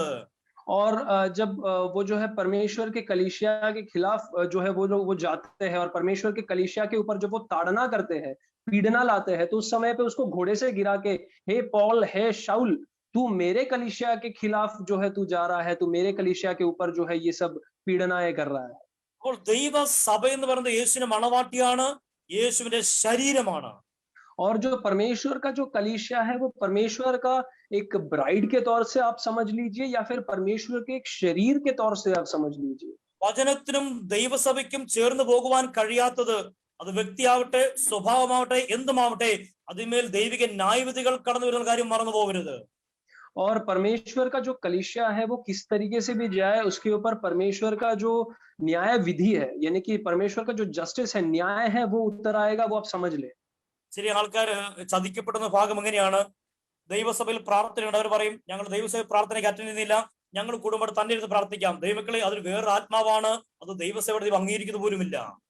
और कुछ लोग जो है ये कहते हैं कि हम परमेश्वर की जो मतलब जो कलीसिया है उसमें हम शामिल नहीं होते, लेकिन हम घर में ही एक दूसरे हम सब मिलके जो है हम प्रार्थना करते हैं। लेकिन आप एक चीज समझ लें, वो एक अलग आत्मा है, ये एक अलग आत्मा है। ദൈവം നിങ്ങളെ ഏൽപ്പിച്ചത്, ദൈവം നിങ്ങളെ ആക്കി തീർത്ത സ്ഥലം, ദൈവം നിങ്ങളെ കൊണ്ടെത്തിച്ച സ്ഥലം, അതിനോട് ദൈവത്തോട് എപ്പോഴും വിശ്വസ്തത നിൽക്കുവാൻ കഴിഞ്ഞില്ലെങ്കിൽ ദൈവ സാന്നിധ്യം നമ്മളെ വിട്ട് മാറിപ്പോകുന്ന കാര്യങ്ങൾ ഒരിക്കലും മറന്നു പോകരുത്. तो आप एक चीज समझ ले कि परमेश्वर का जो बुलाहट है, परमेश्वर ने आपको जिस कलीसिया में रखा है और परमेश्वर ने आपको जिस जगह पे रखा है, अगर वहां पे आप स्थिर नहीं रहोगे तो आप किस तरीके से जो है आप बदल जाओगे, आप देख सकते हो। ഇവിടെ ഈ ഞാൻ എൻ്റെ വാക്ക് ആ ഭാഗം അവസാനിപ്പിക്കട്ടെ. 3 പ്രാർത്ഥന കാണുവാൻ കഴിയുന്നു. ഒന്ന്, കോരഹിന്റെ പുത്രന്മാർ അവർ ക്രൂരമായ ഒരു വിട്ടുകളയൽ, പിതാവിനെയും മാതാവിനെയും മറ്റെല്ലാം വിട്ട് അവർ ദൈവത്തെ മാത്രം സ്നേഹിച്ചു. എസ്രയുടെ കാലഘട്ടങ്ങളിൽ പിതാക്കന്മാരുടെ പാപങ്ങളെല്ലാം ഏറ്റുപറ ദൈവത്തോട് പ്രാർത്ഥിച്ചു. സദൃശവാക്യത്തിൽ ശലോമോൻ പറയാണ്, മാനുഷ ഭയം ഒരു കെണിയാണ്. മനുഷ്യനെ അല്ല സന്തോഷിപ്പിക്കേണ്ടത്, മനുഷ്യനെ അല്ല ഭയക്കേണ്ടത്, ദൈവത്തെ ബഹുമാനിക്കുകയും ദൈവത്തെ ഭയക്കുവാനും ഇടയായി തീരണം. और यहाँ पे हम इज़रा, कोरह के पुत्र और शलोमोन के बारे में हम सुनते हैं, जैसे कि कोरह के पुत्र ने जिस तरीके से हम देखे उनके माता पिता को छोड़ दिया परमेश्वर के लिए, और जिस तरीके से सोलोमन कहता है कि तुम्हें लोगों को या फिर मनुष्य को खुश नहीं करना, तुम्हें तुम्हारी खुशी जो है परमेश्वर के चाहत में होना चाहिए और तुम्हें परमेश्वर को जो है खुश करना है। ഇനി ഞാൻ ഇന്ന് പകൽക്കാലം ചിന്തിക്കേണ്ട വേദഭാഗത്തിൽ വേഗത്തിൽ കടന്നു വരട്ടെ. और आज जिस वचन से हम जो है पढ़ना चाहते हैं उसके और जो है हम पढ़ेंगे റോമാലേഖനം 12-ാം അധ്യായം അതിൽ 1 മുതൽ 21 വരെയുള്ള അധ്യായത്തിന്റെ ചില വാക്യങ്ങൾ നമുക്ക് വേഗത്തിൽ നമുക്ക് ധ്യാനിക്കുകയും ദൈവത്തിൽ ചിന്തിക്കുകയും ചെയ്യാമല്ലോ. और रोमियो की किताब उसके 12 चैप्टर का 1 से लेके हम आगे के और जो है हम मनन करेंगे. ഇതിന്റെ 1-ാമത്തെയും 2-ാമത്തെയും വാക്യങ്ങൾ നമ്മൾ ഏറെക്കുറെ മിക്കപ്പോഴും വായിക്കുകയും ധ്യാനിക്കുകയും കാണാതെയൊക്കെ പഠിക്കുകയും ചെയ്യുന്ന ഒരു ഭാഗമാണ്. और इसके एक वचन दूसरा वचन जो है हम जो है मेमोराइज करते हैं और हम इस वचनों को जो है हम पढ़ते हैं, हम देख सकते हैं. ഇവിടെ കാണുന്ന സഹോദരന്മാരെ, ഞാൻ ദൈവത്തിന്റെ മനസ്സിനെ ഓർപ്പിച്ച് നിങ്ങളെ പ്രബോധിപ്പിക്കുന്നത്, നിങ്ങൾ ബുദ്ധിയുള്ള ആരാധനയായി നിങ്ങളുടെ ശരീരങ്ങളെ ജീവനും വിശുദ്ധിയും ദൈവത്തിന് പ്രസാദമുള്ള യാഗമായി സമർപ്പിക്കുവീൻ.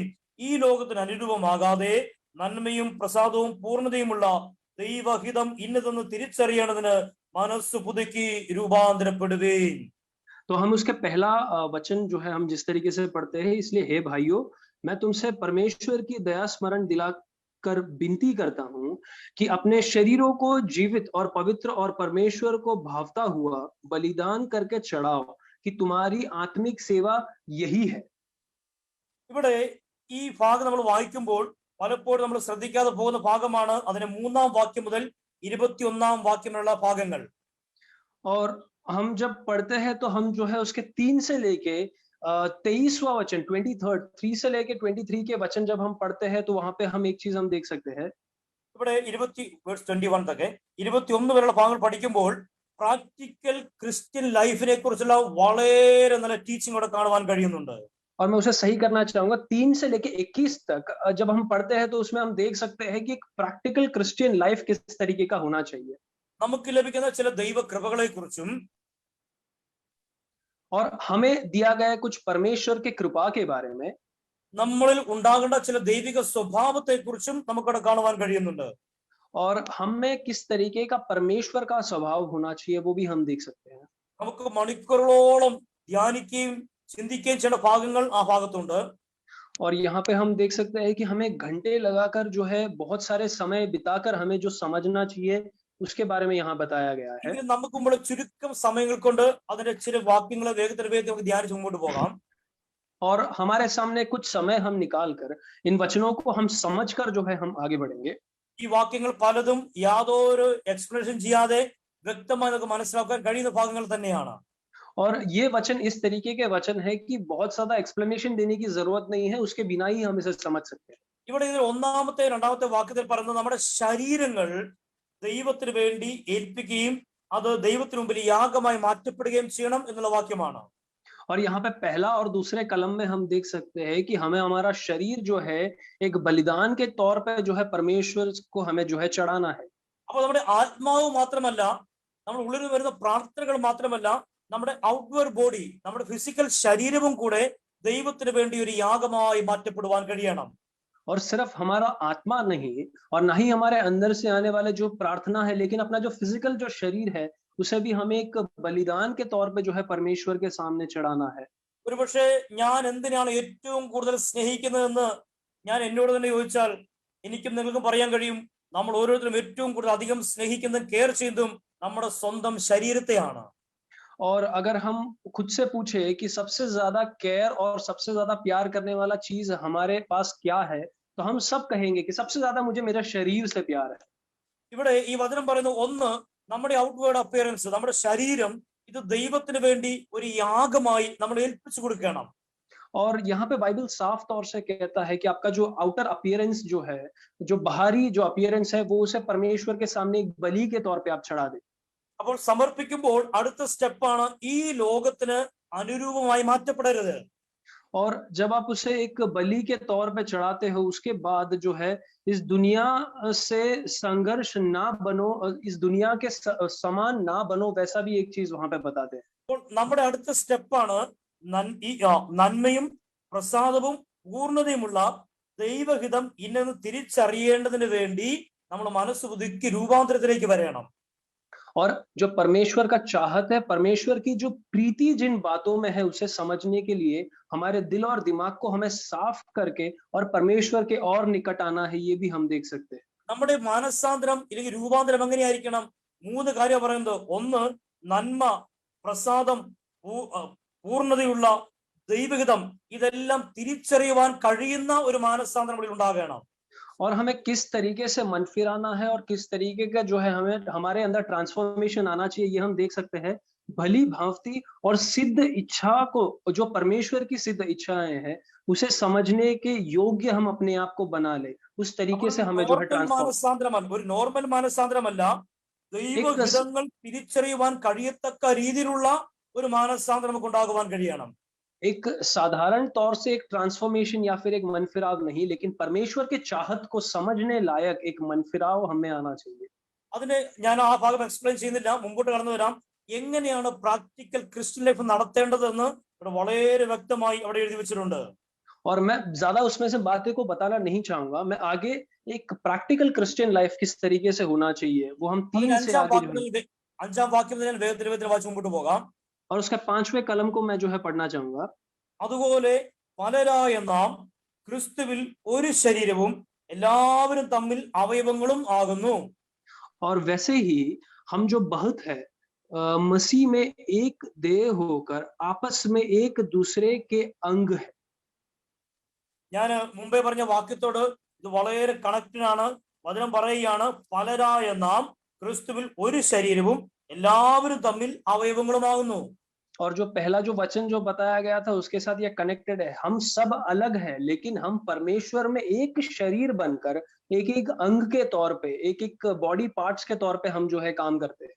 ഇതാണ് ഞാൻ പറഞ്ഞത്, നമ്മൾ ഒരുവൻ പാപിയായാൽ, ഒരുവൻ അധർമ്മം പ്രവർത്തിക്കാൻ തയ്യാറായാൽ അതിന്റെ ശാപങ്ങൾ, പരിണതഫലങ്ങൾ കുടുംബത്തിലേക്കും വരും, സഭയിലേക്കും വരും.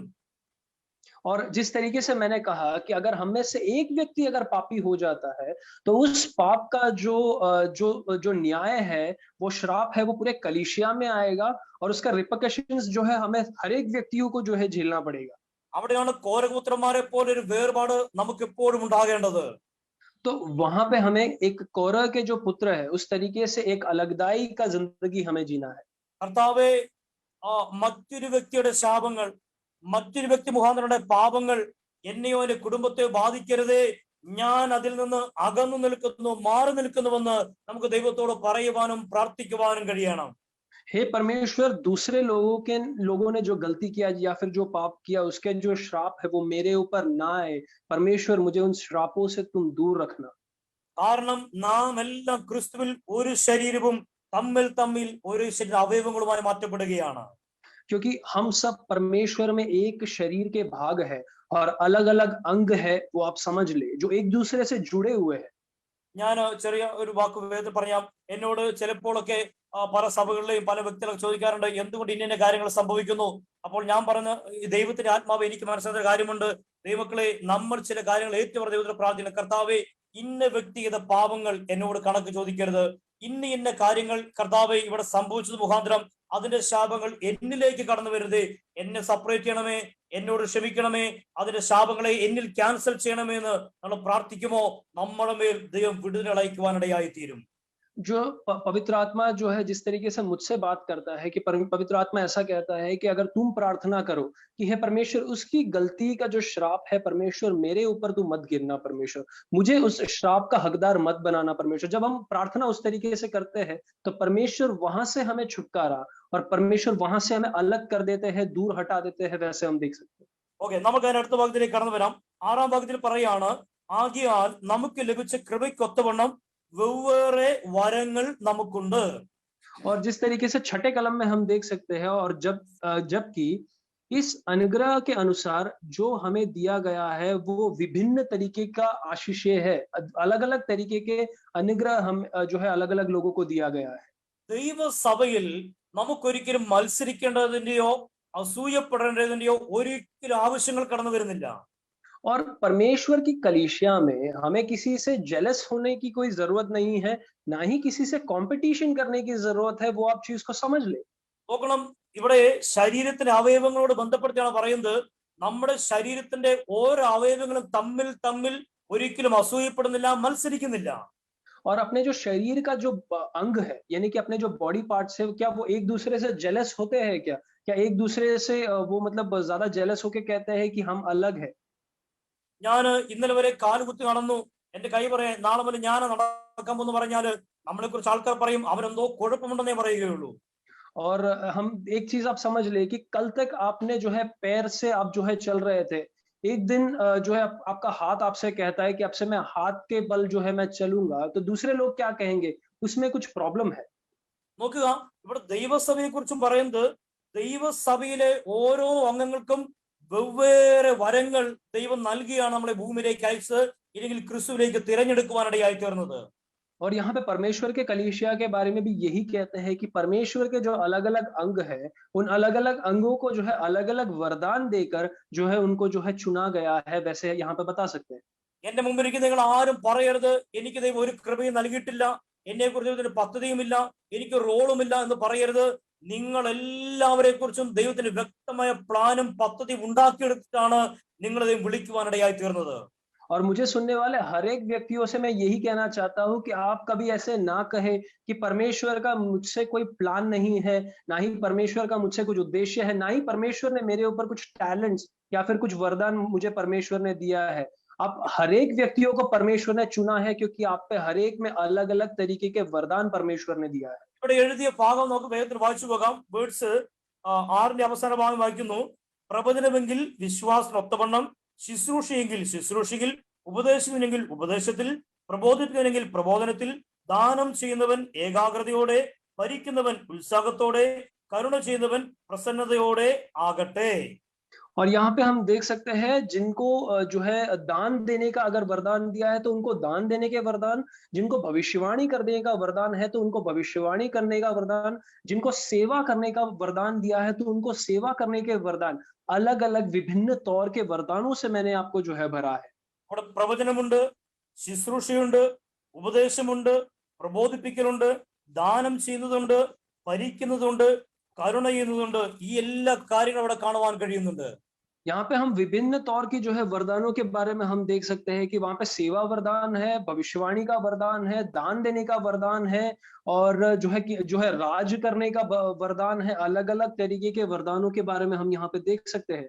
അവിടെ നമുക്ക് കൺഫ്യൂഷൻ വരാൻ സാധ്യത ഒരു വാക്ക് ഭരിക്കുന്നവൻ എന്നൊരു വാക്കായിരിക്കാം ഒരു പക്ഷേ. और यहाँ पे शायद आप एक कंफ्यूजन लाने वाला एक वरदान ये होगा जो राज करने वाला जो वरदान है. പക്ഷെ അതിന്റെ എക്സ്പ്ലനേഷൻ യഥാർത്ഥ മീനിങ് ലീഡർ എന്നുള്ളത് മാത്രമാണ്. और उसका जो एक्सप्लेनेशन जो है दूसरे तरीके से जो है बताते हैं कि वो एक लीडर के तौर पे जो है उसे चुना गया है. ഒരു ലീഡർ എങ്ങനെ ആയിരിക്കണം, എത്രത്തോളം മാതൃകയുള്ള വ്യക്തി ആയിരിക്കണമെന്ന് നമുക്ക് തിമോത്തിയോസിന്റെ പുസ്തകത്തിൽ വ്യക്തമായി കാണുവാൻ കഴിയുന്നുണ്ട്. और एक लीडर किस तरीके का एक व्यक्ति होना चाहिए और उसके अंदर किस तरीके के ट्रेट्स होने चाहिए, वैसे हम तिमोथी के किताब में हम जो है पढ़ सकते हैं. ഫസ്റ്റ് തിമോത്തിയോസ് ചാപ്റ്റർ 3:1 ഓൺവേർഡ്സ് നമ്മൾ വായിക്കുമ്പോൾ അവിടെ ലീഡർ ഏതെല്ലാം ക്വാളിറ്റി ഉള്ള വ്യക്തി ആയിരിക്കണമെന്ന് വചനം അവിടെ എഴുതി വെച്ചിട്ടുണ്ട്. और जो है पहला तिमोथी और उसका 3 से जब हम पढ़ते हैं तो एक लीडर किस तरीके का होना चाहिए वैसे हम देख सकते हैं. ഒരു ലീഡർ സകലത്തിനും മാതൃകയായിരിക്കണമെന്നാണ് വചനത്തിൽ വ്യക്തമായി പഠിപ്പിക്കാനിടയായി തീരുന്നത്. और एक लीडर जो है हर एक चीज में एक एग्जाम्पल के तौर पे या फिर एक रोल मॉडल के तौर पे जो है होना चाहिए, वैसे जो है वचन यहाँ पे कहता है. അപ്പോൾ ഇവിടെയെല്ലാം പ്രാക്ടിക്കൽ ക്രിസ്ത്യൻ ലൈഫിനെ കുറിച്ചാണ് എക്സ്പ്ലെയിൻ ചെയ്തുകൊണ്ടിരിക്കുന്നത്. और यहाँ पे आप हर एक जगह पर प्रैक्टिकल क्रिश्चियन लाइफ के बारे में आप जो है देख सकते हैं. നമ്മൾ ദൈവത്തോട് പ്രാർത്ഥിക്കണം, കർത്താവേ എനിക്ക് പ്രവചിപ്പാനുള്ള കൃപ നൽകി തരണമേ. और हमें जो है परमेश्वर से प्रार्थना करना है कि हे परमेश्वर मुझे भविष्यवाणी करने का वरदान तू दे, കർത്താവെ ശുശ്രൂഷിപ്പാനുള്ള വരം എനിക്ക് നൽകി തരണമേ. और परमेश्वर सेवा करने का वरदान परमेश्वर तू मुझे दे, ദൈവമേ ഉപദേശിക്കുവാനുള്ള കൃപ എനിക്ക് നൽകി തരണമേ. और सिखाने के लिए जो कृपा जो जरूरत है परमेश्वर वो वरदान तू मुझे दे, കർത്താവെ പ്രബോധിപ്പിക്കുവാനുള്ള കൃപ എനിക്ക് നൽകി തരണമേ. और जो है प्रबोधन देने के जो कृपा है वो वरदान परमेश्वर तू मुझे दे. ഈ പ്രബോധനം നമ്മുടെ സൺഡേയില് നമ്മൾ ആരാധനയുടെ നടത്തുന്ന പ്രബോധനത്തെ കുറിച്ചല്ല, അനുദിന ജീവിതത്തിൽ നമ്മൾ ചെയ്യേണ്ട പ്രബോധനത്തെ കുറിച്ചാണ് അവിടെ എഴുതിയിരിക്കുന്നത്. और ये वो प्रबोधन के बारे में जो है नहीं बताया गया है जो हम कलीसियाओं में करते हैं. दिन भर दिन हमें जो प्रबोधन के बारे में जो बताया जाता है वो यहाँ पे दिखाया गया है. ദാനം ചെയ്യാനുള്ള കൃപ ദൈവമേ നൽകി തരണമേ നമുക്ക് ദൈവത്തോട് പ്രാർത്ഥിക്കാം. ये परमेश्वर दान देने का कृपा का वरदान जो है परमेश्वर तू मुझे दे. കർത്താവ് ഒരു നല്ല ലീഡർ ആയിരിക്കാനുള്ള കൃപ എനിക്ക് നൽകി തരണമേ എന്ന് ദൈവത്തോട് പ്രാർത്ഥിക്കാം. और हम परमेश्वर से ये भी प्रार्थना कर सकते हैं कि एक परमेश्वर एक अच्छा लीडर बना तू परमेश्वर मुझे. ഇതിൽ ഏതെങ്കിലുമൊക്കെ കൃപകൾ ദൈവം നിങ്ങളെ ഏൽപ്പിച്ചിട്ടുണ്ടോ നമ്മൾ തിരിച്ചറിയണം. और इनमें से अलग अलग तरीके के वरदान परमेश्वर ने आपको दिया है, ये आप एक चीज समझ ले. ആ ഭാഗങ്ങൾ ഒത്തിരി നന്നായിട്ട് എക്സ്പ്ലെയിൻ ചെയ്യേണ്ടതാണെങ്കിലും നമ്മുടെ സമയത്തിന്റെ കുറവുണ്ട്, ഞാൻ ആ ഭാഗം വിട്ട് മുൻപോട്ട് പോവുകയാണ്. और इस भाग को जो है बहुत अच्छे से एक्सप्लेन करना है, लेकिन समय की कमी की वजह से जो है मैं आगे बढ़ रहा हूँ. ഇനി അടുത്തത് നമ്മുടെ ചില ഡ്യൂട്ടികളെ കുറിച്ച്, റെസ്പോൺസിബിലിറ്റിയെ കുറിച്ച് വചനം പഠിപ്പിക്കുന്നു. और दूसरा हमारे जो ड्यूटीज जो हमें और रेस्पॉन्सिबिलिटीज जो हमें दिया गया है वो उसके बारे में हम पढ़ते हैं. Words 10 onwards. ഒന്ന്, സഹോദര പ്രീതിയിൽ തമ്മിൽ സ്ഥായികൊണ്ട് ബഹുമാനിക്കുന്നതിൽ അന്യോന്യം മുന്നിട്ട് കൊള്ളുവീൻ. और भाईचारे के प्रेम से एक दूसरे पर दया रखो, परस्पर आदर करने में एक दूसरे से बढ़ चलो. ഇവിടെ ആ വാക്ക് നമ്മൾ ഒട്ടും എക്സ്പ്ലെയിൻ ചെയ്യേണ്ട, വളരെ ക്ലിയർ ആണ്. ബഹുമാനിക്കുന്നതിൽ നമ്മൾ ആദ്യം മുന്നിൽ നിൽക്കുവാനിടയായി തീരണം. और ये वचन बहुत साफ तौर से बताता है कि एक दूसरे की आदर करो और आदर करने में सबसे आगे बढ़ो. സഹോദര പ്രീതിയിൽ നമുക്ക് വളർച്ച പ്രാപിക്കുവാൻ കഴിയണം. और भाईचारे का जो प्रेम है उसमें हमें जो है आगे बढ़ना है. എന്റെ കൂട്ടുവിശ്വാസിയെ, എന്റെ കൂട്ടു സഹോദരനെ, എന്റെ കുടുംബക്കാരനെ, യേശു പഠിപ്പിച്ച എന്റെ അയൽക്കാരനെ എനിക്ക് എന്നേക്കാൾ കൂടുതൽ സ്നേഹിക്കുവാൻ കഴിയണം. और जो है कहते हैं कि मेरे साथ जो है जो मेरे जो विश्वासी है, मेरे साथ जो विश्वासी है, मेरे भाइयों को, और वचन और परमेश्वर सिखाता है कि योर नेबर्स यानी कि आपके मतलब बाजू में रहने वाले जो लोग हैं उसे भी आप जो है भाईचारे में और प्रेम करो. ഒരിക്കൽ കേരളത്തിലെ ഒരു മീറ്റിംഗ് അറ്റൻഡ് ചെയ്തപ്പോൾ അവിടെ ആശംസ പറയാൻ വന്നത് കേരളത്തിലെ നിയമസഭയിലെ സ്പീക്കറായ ആ വ്യക്തിയായിരുന്നു അവിടെ ആശംസ പറയാൻ വേണ്ടി കടന്നു വന്നത്. और वहां पे एक बार केरल में एक मीटिंग होता है, तो वहां पे जो लास्ट का जो है जो एक वेलकम मैसेज है, जिस तरीके से मतलब वहां पे चीफ गेस्ट के तौर पे जो है केरल के जो लोकसभा है वहां के स्पीकर को जो है बुलाया गया था. ആ സമയത്ത് കേരളത്തിൽ ചില ചർച്ചകൾ തമ്മിൽ പ്രശ്നമുള്ള കാലഘട്ടമായിരുന്നു. और वो एक ऐसा समय था कि केरल के कलीसिया में जो है मतलब लड़ाई झगड़ा जो है रहता था. ആ വേദിയിലിരുന്നൊക്കെ ക്രിസ്ത്യൻ സമൂഹത്തിലെ മുതിർന്ന നേതാക്കളായിരുന്നു. और उस जो ऑडियंस में जो बैठे थे वो लोग जो है क्रिश्चियन कम्युनिटी के जो है बहुत बड़े वडील लोग जो है बैठे थे. അപ്പോൾ ഇദ്ദേഹം ചോദിക്കുകയാണ്, യേശു പഠിപ്പിച്ചതുപോലെ നിങ്ങൾ നിങ്ങളുടെ ശത്രുക്കളെ സ്നേഹിക്കുവാൻ, അയൽക്കാരെ സ്നേഹിക്കാൻ തയ്യാറായിരുന്നെങ്കിൽ നിങ്ങളുടെ പള്ളികൾക്ക് പോലീസ് കാവൽ നിൽക്കേണ്ട ആവശ്യമേ ഉണ്ടാവത്തില്ലായിരുന്നു. और ये व्यक्ति जो है इस तरीके से कहते हैं कि जिस तरीके से हमारे यीशु मसीह ने सिखाया है कि तुम अपने दुश्मनों से यानी कि अपने शत्रुओं को प्रेम करो, आपके नेबर्स को आप प्रेम करो. अगर उस तरीके से अगर आपने प्रेम किया होता तो आपके कलीसियाओं को पुलिस प्रोटेक्शन की कोई जरूरत नहीं होता. നിമിഷത്തെ കനത്ത നിശബ്ദ ശേഷമായിട്ട് എല്ലാവരും അത് കൈയടിക്കാനിടയായി തീർന്നു. और एक मोमेंट के साइलेंस के बाद सब लोग जो है ताली बजाने लगे. അവരുടെ സൈലൻസിന്റെ അർത്ഥം അവർക്ക് സ്വയം ലജ്ജ തോന്നിയാണ് എല്ലാവരും നിശബ്ദരായി പോയത്.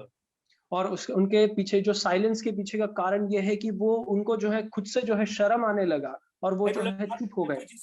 ബൈബിളിന്റെ പ്രാക്ടിക്കൽ ടീച്ചിങ് ശ്രദ്ധിക്കുക. ഞാൻ ആ വാക്യം വീണ്ടും വായിച്ച് മുമ്പോട്ട് പോകുന്നു. സഹോദര പ്രീതിയിൽ തമ്മിൽ സ്ഥായി കൊണ്ട് ബഹുമാനിക്കുന്നതിൽ അന്യോന്യം മുന്നിട്ട് കൊള്ളുവീൻ. और यहाँ पे मैं वो वचन वापस से पढ़ना चाहता हूँ. भाईचारे के प्रेम से एक दूसरे पर दया रखो, पर जो है परस्पर आदर करने में एक दूसरे से बढ़ चलो. അടുത്ത വാക്യം, ഉത്സാഹത്തിൽ മടുപ്പില്ലാതെ ആത്മാവിൽ എരിവുള്ളവരായി കർത്താവിനെ സേവിക്കുവീൻ. और जो है दूसरा वचन है, प्रयत्न करो, प्रयत्न करने में आलसी ना हो, आत्मिक जो है आत्मिक आत्मिक तौर से आप भरो और आप आगे बढ़ो। അതിന് ഓപ്പോസിറ്റ് വേർഡ് ഞങ്ങൾ പറയാം. വചനത്തിലുണ്ട്, ഉദാസീനതയോടെ കർത്താവിന്റെ വേല ചെയ്തവൻ ശപിക്കപ്പെട്ടവൻ എന്ന് വചനത്തിൽ എഴുതിയിരിക്കുന്നു. और उसका एक ऑपोजिट एक वचन जो है बताया गया, जो आलसी बनकर परमेश्वर के काम जो करते हैं वो श्रापित हो जाता है। കാലങ്ങൾ മുൻപോട്ട് പോകുമ്പോൾ നമുക്ക് അലസതകൾ കൂടി വരുന്നു, ക്ഷീണങ്ങൾ കൂടി വരുന്നു, ഉത്സാഹം നഷ്ടപ്പെട്ടു പോകുന്നു, എരിവില്ലാത്തവരെ മാറ്റപ്പെടുന്നു, നമ്മൾ തണുത്തു പോവുകയാണ്. വചനം ചോദിക്കുന്നു, മനുഷ്യപുത്രൻ ഭൂമിയിൽ വരുമ്പോൾ വിശ്വാസം കണ്ടെത്തുമോ? और जिस तरीके से समय आगे बढ़ रहा है उस तरीके से हम देख सकते हैं हम जल्दी थक जाते हैं, हम आलसी बन जाते हैं। तो एक जो है ऐसा वचन कहता है कि जो परमेश्वर जब नीचे उतर आएगा, क्या सच्चा विश्वासी या फिर कोई एक ऐसा व्यक्ति को क्या परमेश्वर देख पाएगा या ढूंढ पाएगा? ചില കഷ്ടങ്ങളും ബുദ്ധിമുട്ടുകളും വേദനകളും നിരാശകളും ചില സാമ്പത്തിക പ്രതിസന്ധിയൊക്കെ വരുന്നത് ദൈവം നമ്മളെ ഒന്നുകൂടെ തൊട്ടുണർത്തുന്നതാണെന്ന് നമുക്ക് തിരിച്ചറിയുവാൻ കഴിയണം. कुछ मुश्किल परेशानी और धनिक तौर से अगर आप कमी यानी कुछ फाइनेंशियल क्राइसिस आपकी जिंदगी में इसलिए आता है कि परमेश्वर आपको छूता है और बोलता है कि जाग जा। ഒരു രീതിയിലും ദൈവത്തിന്റെ ആത്മാവ് എന്നോട് ഇടപെടുന്നില്ലെങ്കിൽ, എന്നെ ശാസിക്കുന്നില്ലെങ്കിൽ, ദൈവങ്ങളെ വേഗത്തിൽ തിരിച്ചറിയണം. ദൈവ സാന്നിധ്യം എന്നെ വിട്ടു മാറി തുടങ്ങി, വേഗത്തിൽ മടങ്ങി വരുവാൻ കഴിയണം. और अगर परमेश्वर की पवित्र आत्मा अगर आपसे बात नहीं कर रहा है, आपको जो है सही मार्ग में नहीं चला रहा है, तो आप एक चीज समझ ले कि परमेश्वर की पवित्र आत्मा आपसे जो है दूर हो रहा है। അടുത്ത വാക്യം വായിക്കുന്നു, ആശയിൽ സന്തോഷിക്കുവിൻ, കഷ്ടതയിൽ സഹിഷ്ണുത കാണിക്കുവിൻ, പ്രാർത്ഥനയിൽ ഉറ്റിരിക്കുവിൻ. और आशा में आनंदित रहो, क्लेश में स्थिर रहो, प्रार्थना में नित्य लगे रहो। जो है ये जो है 12वां कलम जो है बताता है। ഈ വാക്യം നോക്കുക, നമ്മുടെ ആശയെ കുറിച്ച് ഓർത്ത് നമുക്ക് എപ്പോഴും സന്തോഷിക്കുവാൻ കഴിയണം. और अपनी जो आशा है जो है अपना जो होप है उसके बारे में हमेशा हमें याद करके खुश होना है। യോ പറഞ്ഞൊരു വാക്യമുണ്ടല്ലോ, അവൻ എന്നെ കൊന്നാലും ഞാൻ അവനായി കാത്തിരിക്കും. और अयूब ऐसा एक वचन कहता है, अगर वो मुझे मार भी क्यों ना डाले फिर भी मैं उसके लिए जो है मैं इंतजार में रहूंगा। അവന്റെ ഭാര്യ പറഞ്ഞു, നീ ഇനിയും നിന്റെ ഭക്തി മുറുകെ പിടിച്ചിരിക്കുന്നുവോ, പോയി ദൈവത്തെ ത്യജിച്ചു കളഞ്ഞ് മരിച്ചു കളയുക. और उसकी पत्नी उससे कहती है कि क्या अभी भी तू अपने विश्वास को जो है पकड़ के बैठा है, तू अपने विश्वास को जो है तिरस्कार कर दे और जाके मर जा। നന്മകൾ മാത്രം ചെയ്യുന്ന, അനുഗ്രഹങ്ങൾ മാത്രം തരുന്ന ഒരു പ്രതിസന്ധിയിലെ നടത്തുന്ന ദൈവത്തെ മാത്രമേ ആ സ്ത്രീക്ക് മനസ്സിലാക്കുവാൻ കഴിഞ്ഞിരുന്നുള്ളൂ. और उसकी जो पत्नी थी उसकी वो स्त्री खाली उसने परमेश्वर को ऐसा देखा था, आशीष खाली मतलब अनुग्रह देने वाला परमेश्वर, सही मार्ग में और बिना कोई परेशानी में चलाने वाला एक परमेश्वर, ऐसा एक परमेश्वर को जो है वो स्त्री ने जो है देखा था। അതിനുശേഷമായുള്ള വാക്യം എഴുതിയിരിക്കുന്നു, ഇതുകൊണ്ടൊന്നും ഇയ്യോബ് തന്റെ അധരങ്ങളാൽ പാപം ചെയ്തില്ല.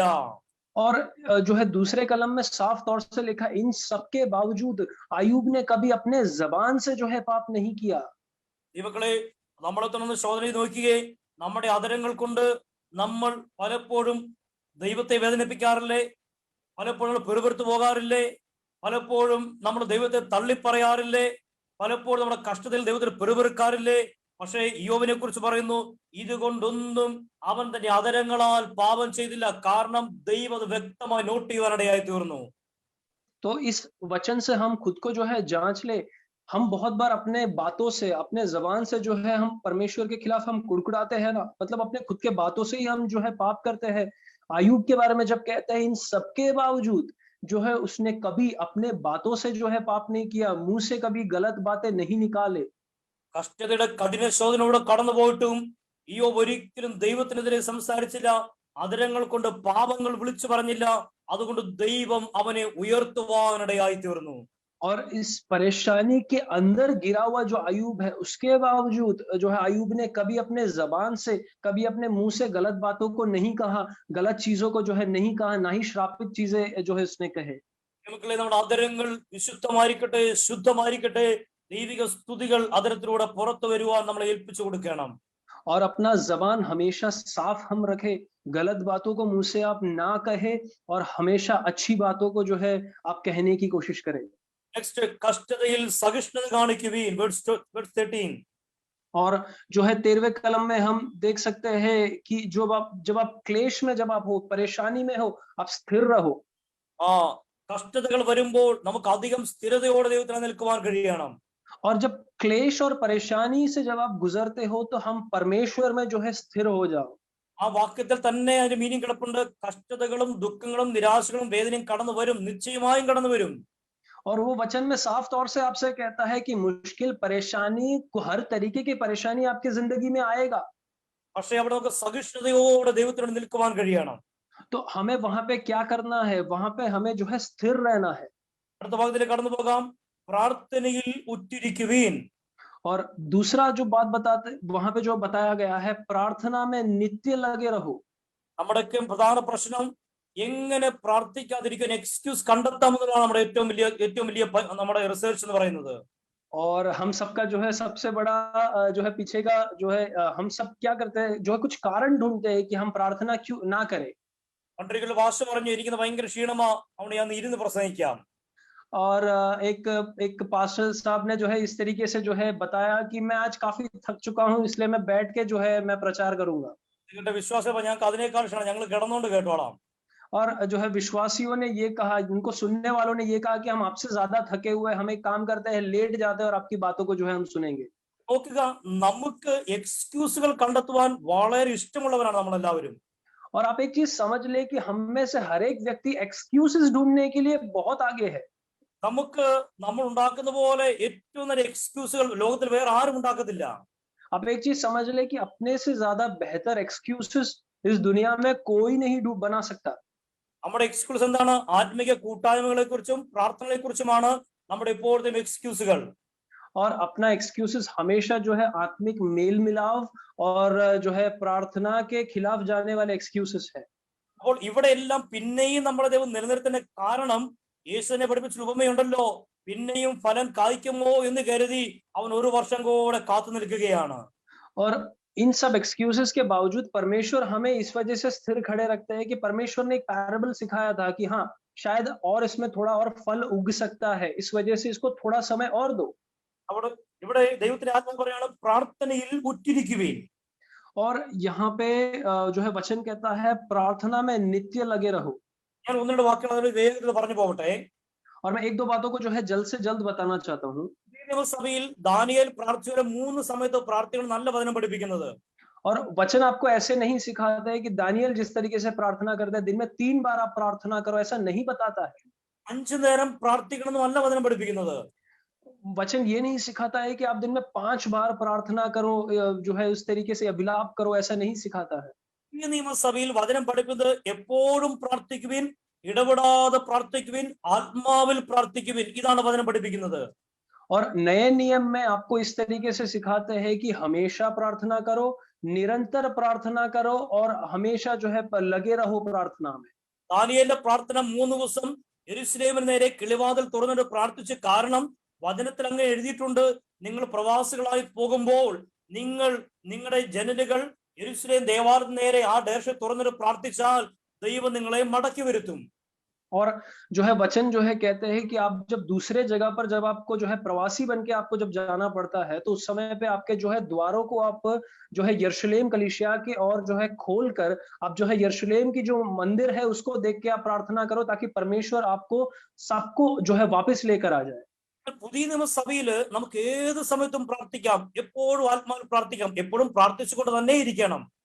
और जो है नए नियम में आपको जो है साफ कहा गया है कि आप हमेशा प्रार्थना कर सकते हो, हमेशा आत्मा में भर के आप प्रार्थना कर सकते हो। ഈ പത്രോസ് തടവറയിൽ കിടന്നപ്പോൾ കാണുന്ന ഒരു വാക്യമുണ്ട്, സഭ അവനോട് ശ്രദ്ധയോടെ പ്രാർത്ഥിച്ചു. जब पत्रस जब बंदी गृह में जब था, तो उस समय पे वो जो है देखता है कि पूरी कलीसिया वो आत्मिक नजर से देखता है कि पूरी कलीसिया उसके लिए प्रार्थना कर रहा है। അവൻ തടവറന്ന് രക്ഷപ്പെട്ടപ്പോൾ ദൈവത്തിന്റെ ദൂതൻ അവനെ സഭയുടെ സെക്രട്ടറി വീട്ടിലേക്കല്ല കൊണ്ടുപോയത്. और जब वो परमेश्वर जो परमेश्वर की आत्मा उसको बंदी गृह से जब छुड़ा लेता है, तो परमेश्वर की आत्मा कलीसिया के सेक्रेटरी के घर पे नहीं ले जाता।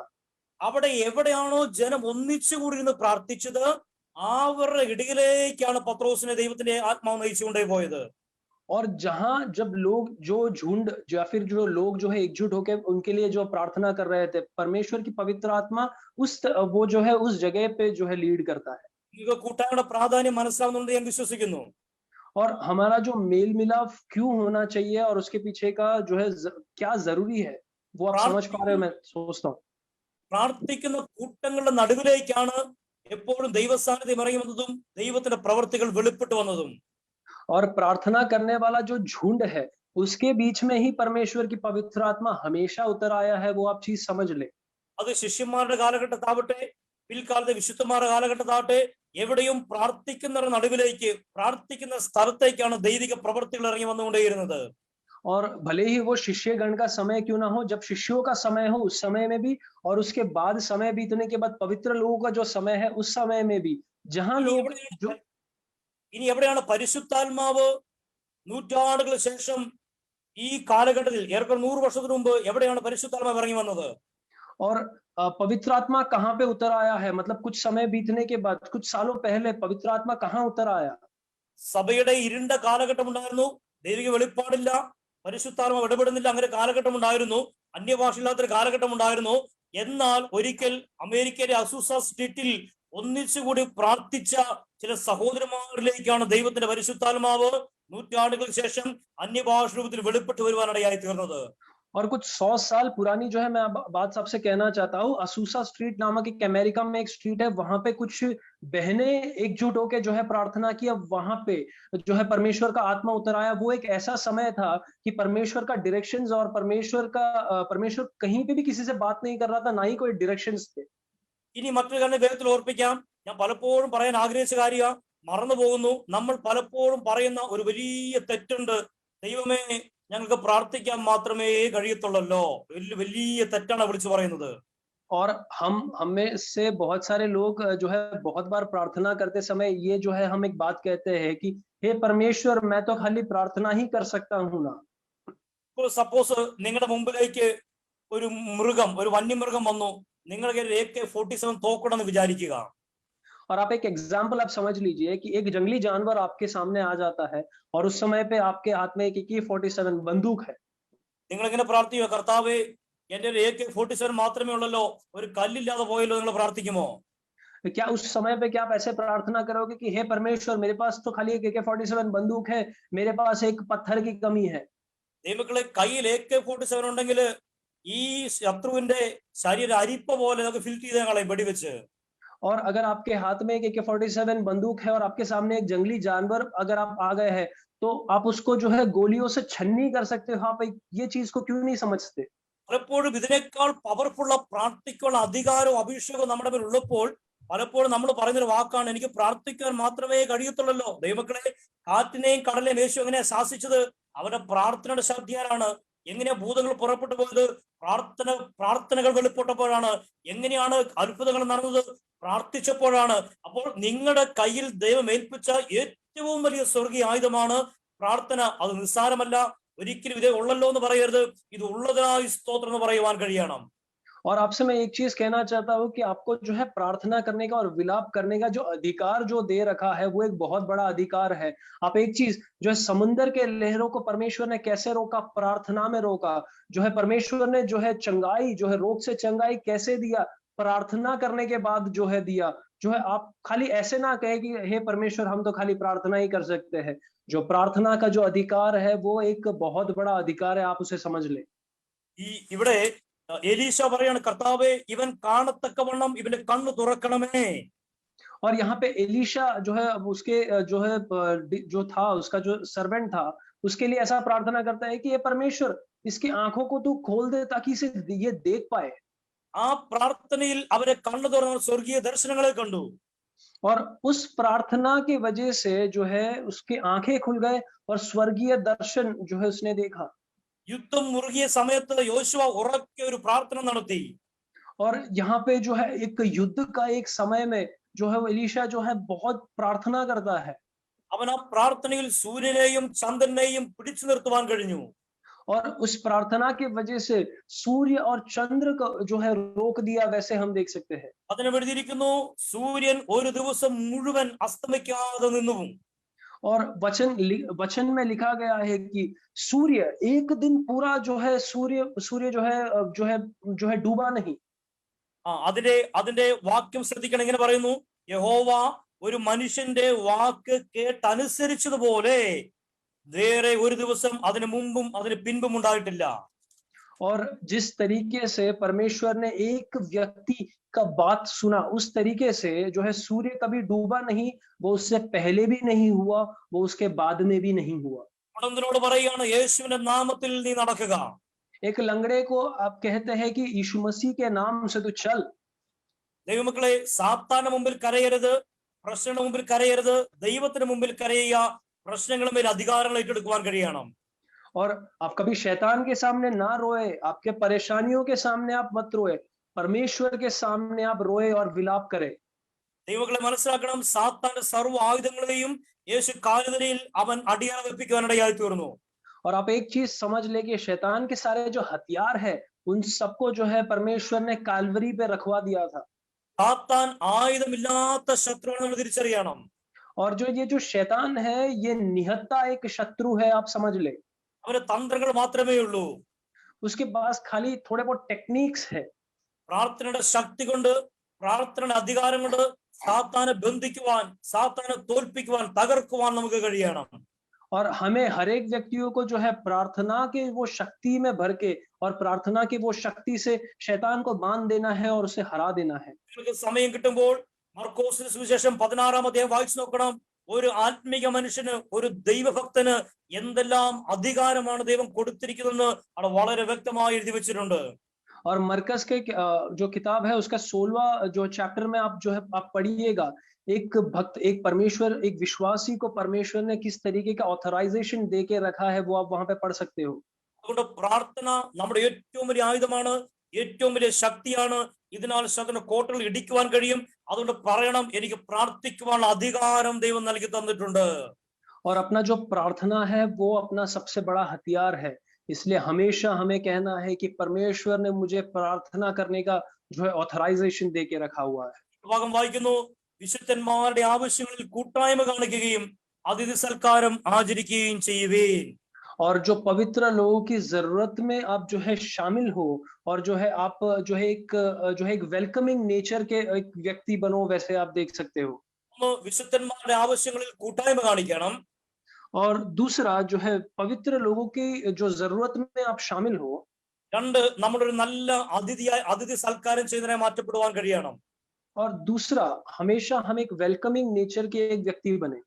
അത് കൂട്ടുവിശ്വാസിയാവട്ടെ, മറ്റു വ്യക്തികളാവട്ടെ, അവരെ നമുക്ക് അതിഥി സൽക്കാരം ചെയ്യുവാൻ കഴിയണം. और अपने साथ वाले विश्वासी हो या फिर साथ वाले दोस्त हो, हमेशा हमें एक वेलकमिंग नेचर का जो है एक व्यक्ति बने। ഈ അതിഥി സൽക്കാരത്തെ കുറിച്ച് ഒത്തിരി വാക്യങ്ങൾ ബൈബിളുണ്ട്, അതുകൊണ്ട് ഞാൻ ജസ്റ്റ് ഓർപ്പിക്കുന്നില്ല. പക്ഷെ അതൊരു അനുഗ്രഹമാണ്, ഒരു ദൈവിക കൽപ്പനയാണ്, തിരിച്ചറിയണം. और जो एक वेलकमिंग नेचर है या फिर वेलकमिंग एक कैरेक्टर बने, उसके बारे में बहुत सारे बातें जो है वचन में बताया गया है।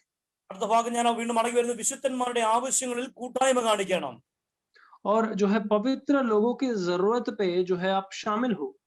ഇവിടെ അത് ജസ്റ്റ് ഒരു വാക്യം ഓർപ്പിച്ചു പോട്ടെ. यहाँ पे मैं एक बात है आपको जो है याद दिलाना चाहता हूँ। നിങ്ങള് ദൈവദാസന്മാർക്ക്, ദൈവവേലക്കാർക്ക്, മിഷൻ വർക്കുകൾക്ക് നമ്മൾ എന്തെങ്കിലുമൊക്കെ ചെയ്യുന്നുവെങ്കിൽ അതൊരു വലിയ അനുഗ്രഹമാണ്, നമ്മൾ തിരിച്ചറിയണം.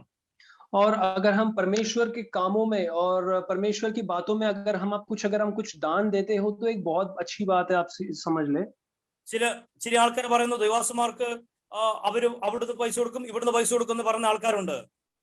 और कुछ परमेश्वर के दास ने ये बोलते हुए सुना है कि मुझे वहां से पैसा मिला था, मुझे यहाँ से पैसा मिला था, या फिर मैंने यहाँ दिया। നിങ്ങൾ 500, 1000, 2000, 50, 1 ലക്ഷം രൂപ ദൈവത്തിന് കൊടുക്കുന്നവരായിരിക്കാം.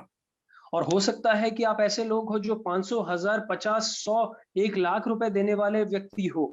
പക്ഷേ ഓരോ ദൈവദാസന്മാരും അവരുടെ ജീവിതമാണ് ദൈവത്തിന് കൊടുത്തതെന്ന കാര്യം മറന്നു പോകരുത്. लेकिन आप एक चीज आप ना भूले कि बहुत सारे परमेश्वर के दासों ने अपनी खुद की जिंदगी जो है इसके लिए दिया हुआ है। നമ്മളിൽ പലരെക്കാൾ കഴിവുള്ളവർ, നമ്മൾ പലരെക്കാൾ വിദ്യാഭ്യാസമുള്ളവർ, നമ്മളെ പലരെക്കാൾ ശ്രേഷ്ഠ അവസ്ഥയിൽ ഇരുന്നവരൊക്കെ എല്ലാം വിട്ടുകളഞ്ഞ് അവരുടെ മുഴുവൻ ജീവിതവും ദൈവത്തിന് വേണ്ടി കൊടുത്തതാണെന്നുള്ള കാര്യങ്ങൾ നമ്മൾ ഒരിക്കലും മറന്നു പോകരുത്. और हम कभी इस बात को हम ना भूले कि हमसे ज्यादा टैलेंटेड, हमसे ज्यादा धनी और हमसे ज्यादा जो है मतलब जो पोजीशन में बैठे हुए लोगों ने अपनी पूरी जिंदगी जो है परमेश्वर के लिए दिया है, आप इसे ना भूले। അടുത്ത ഭാഗങ്ങൾ വായിച്ച വേദന അവസാനിപ്പിക്കാം. വേഴ്സ് 14, നിങ്ങളെ ഉപദ്രവിക്കുന്നവരെ അനുഗ്രഹിക്കുവിൻ, ശപിക്കാതെ അനുഗ്രഹിക്കുവിൻ. और 14वां कलम में जो बताते हैं कि अपने सताने वालों को आशीष दो, श्राप ना दो. സന്തോഷിക്കുന്നവരോടുകൂടെ സന്തോഷിക്കുകയും കരയുന്നവരോടുകൂടെ കരയുകയും ചെയ്യുവീൻ. और आनंद करने वालों के साथ आनंद करो और रोने वालों के साथ रो. നമുക്ക് ഒരുപക്ഷെ മറ്റുള്ളവരോട് സന്തോഷിക്കാൻ കഴിഞ്ഞില്ലെങ്കിലും കരയുന്ന വ്യക്തികളുണ്ടെങ്കിൽ അവരുടെ കൂടെ നമുക്ക് ഒന്നിച്ചു ചേരുവാൻ എപ്പോഴും തയ്യാറായിരിക്കണം. और शायद हो सकता है कि हम खुश होने वालों के साथ हम शायद शामिल ना हो पाए, लेकिन जो रोने वाले हैं उनके साथ हमें जो है रोना है या फिर उनके जो है दुख में शामिल होना है. ഒരു പെർഫെക്റ്റ് എക്സാമ്പിൾ യേശു തന്നെയാണ്. ലാസറിന്റെ കല്ലറകൾ ചെന്ന് യേശു ഉള്ളം നൊന്ത് കരഞ്ഞ വ്യക്തിയായിരുന്നു. और इसका एक परफेक्ट एग्जाम्पल यीशु मसीह ही है. जब लासर का जो टॉम था या फिर जो जगह जहां पे उसे गाड़ा गया था, वहां पे जाके वो जो है दिल उसका फूट जाता है और वो रोने लगता है. അടുത്ത മിനിറ്റുകൾക്കുള്ളിൽ ലാസർ ഉയർക്കുവാൻ പോകുന്ന യേശുവിനെ അറിയാമായിരുന്നിട്ടും അവിടെ കരയുന്ന സഹോദരിമാരെയും സഹോദരന്മാരെയും അവർ കണ്ണുനീർ കണ്ടപ്പോൾ യേശുവിന്റെ ഉള്ളം നൊന്ത് യേശു കരയുവാനിടയായി തീർന്നു. और यीशु मसीह जानता था कि चंद कुछ समय के बाद जो है लाजर को जो है जी उठाया जाएगा, लेकिन जब उसके भाइयों को और बहनों को जब उसे रोते हुए देखा तो यीशु मसीह का जो है दिल पिघल गया और यीशु मसीह भी वहां पे रो पड़ा. മക്കളെ, നിങ്ങളുടെ നെടുവീർപ്പുകൾ, നിങ്ങളുടെ കണ്ണുനീരുകൾ, നിങ്ങളുടെ ദുഃഖങ്ങൾ, വേദനകൾ, ശരീരത്തിന്റെ ബുദ്ധിമുട്ടുകൾ ഇതെല്ലാം കണ്ട് നിങ്ങൾ അനുഭവിക്കുന്ന വേദന സ്വന്തം ശരീരം ഏറ്റെടുക്കുവാനും നിങ്ങളുടെ ഒപ്പം വന്നിരിക്കുവാനും കഴിയുന്നൊരു ദൈവമാണ് നിങ്ങളുടെ ദൈവം. ഒരിക്കലും മറന്നു പോകരുത്. और आप एक चीज ना भूले कि अपना परमेश्वर एक ऐसा परमेश्वर है जो आपके दुखों को, आपके शारीरिक दर्दों को और अपने जो है मेंटल जो दर्दों को जो है देखने वाला, समझने वाला और वो दर्द को अपने शरीर में लेने वाला एक परमेश्वर है जो आपके साथ आके जो है बैठेगा. നിങ്ങളുടെ ദുഃഖമോ നിങ്ങളുടെ വേദനകളോ നിങ്ങളുടെ രോഗമോ വേറെ ആർക്കും മനസ്സിലായില്ലെങ്കിലും യേശുവിനത് വ്യക്തമായി തിരിച്ചറിയുവാൻ കഴിയും. आपके परेशानियों को, आपके दर्द को जो है महसूस करने वाला कोई भी व्यक्ति ना हो, लेकिन परमेश्वर उसे जरूर महसूस कर सकता है. അത് ഏറ്റെടുക്കുവാനും വിടുതൽ തരുവാനും അനുഗ്രഹിക്കുവാനും എപ്പോഴും തയ്യാറാണ്. और परमेश्वर हमेशा उस दर्द को अपने ऊपर लेने के लिए और आपको शांति देने के लिए हमेशा परमेश्वर तैयार है. വാക്യങ്ങൾ വേഗത്തിൽ വായിച്ച് നമുക്ക് അവസാനിപ്പിക്കാം. और कुछ और वचनों को पढ़ के हम जो है जल्द से जल्द समाप्त करेंगे. വേഴ്സ് 16 onwards, തമ്മിൽ ഐക്യമത്യമുള്ളവരായി വലിപ്പം ഭാവിക്കാതെ എളിയവരോട് ചേർന്നുകൊള്ളുവിൻ. നിങ്ങളെ തന്നെ ബുദ്ധിമാന്മാർ എന്ന് വിചാരിക്കരുത്. ആർക്കും തിന്മയ്ക്ക് പകരം തിന്മ ചെയ്യാതെ സകല മനുഷ്യരുടെ മുമ്പിൽ യോഗ്യമായത് മുൻകരുതി കഴിയുമെങ്കിൽ നിങ്ങളാൽ ആവോളം സകല മനുഷ്യരോടും സമാധാനമായിരിക്കുവിൻ.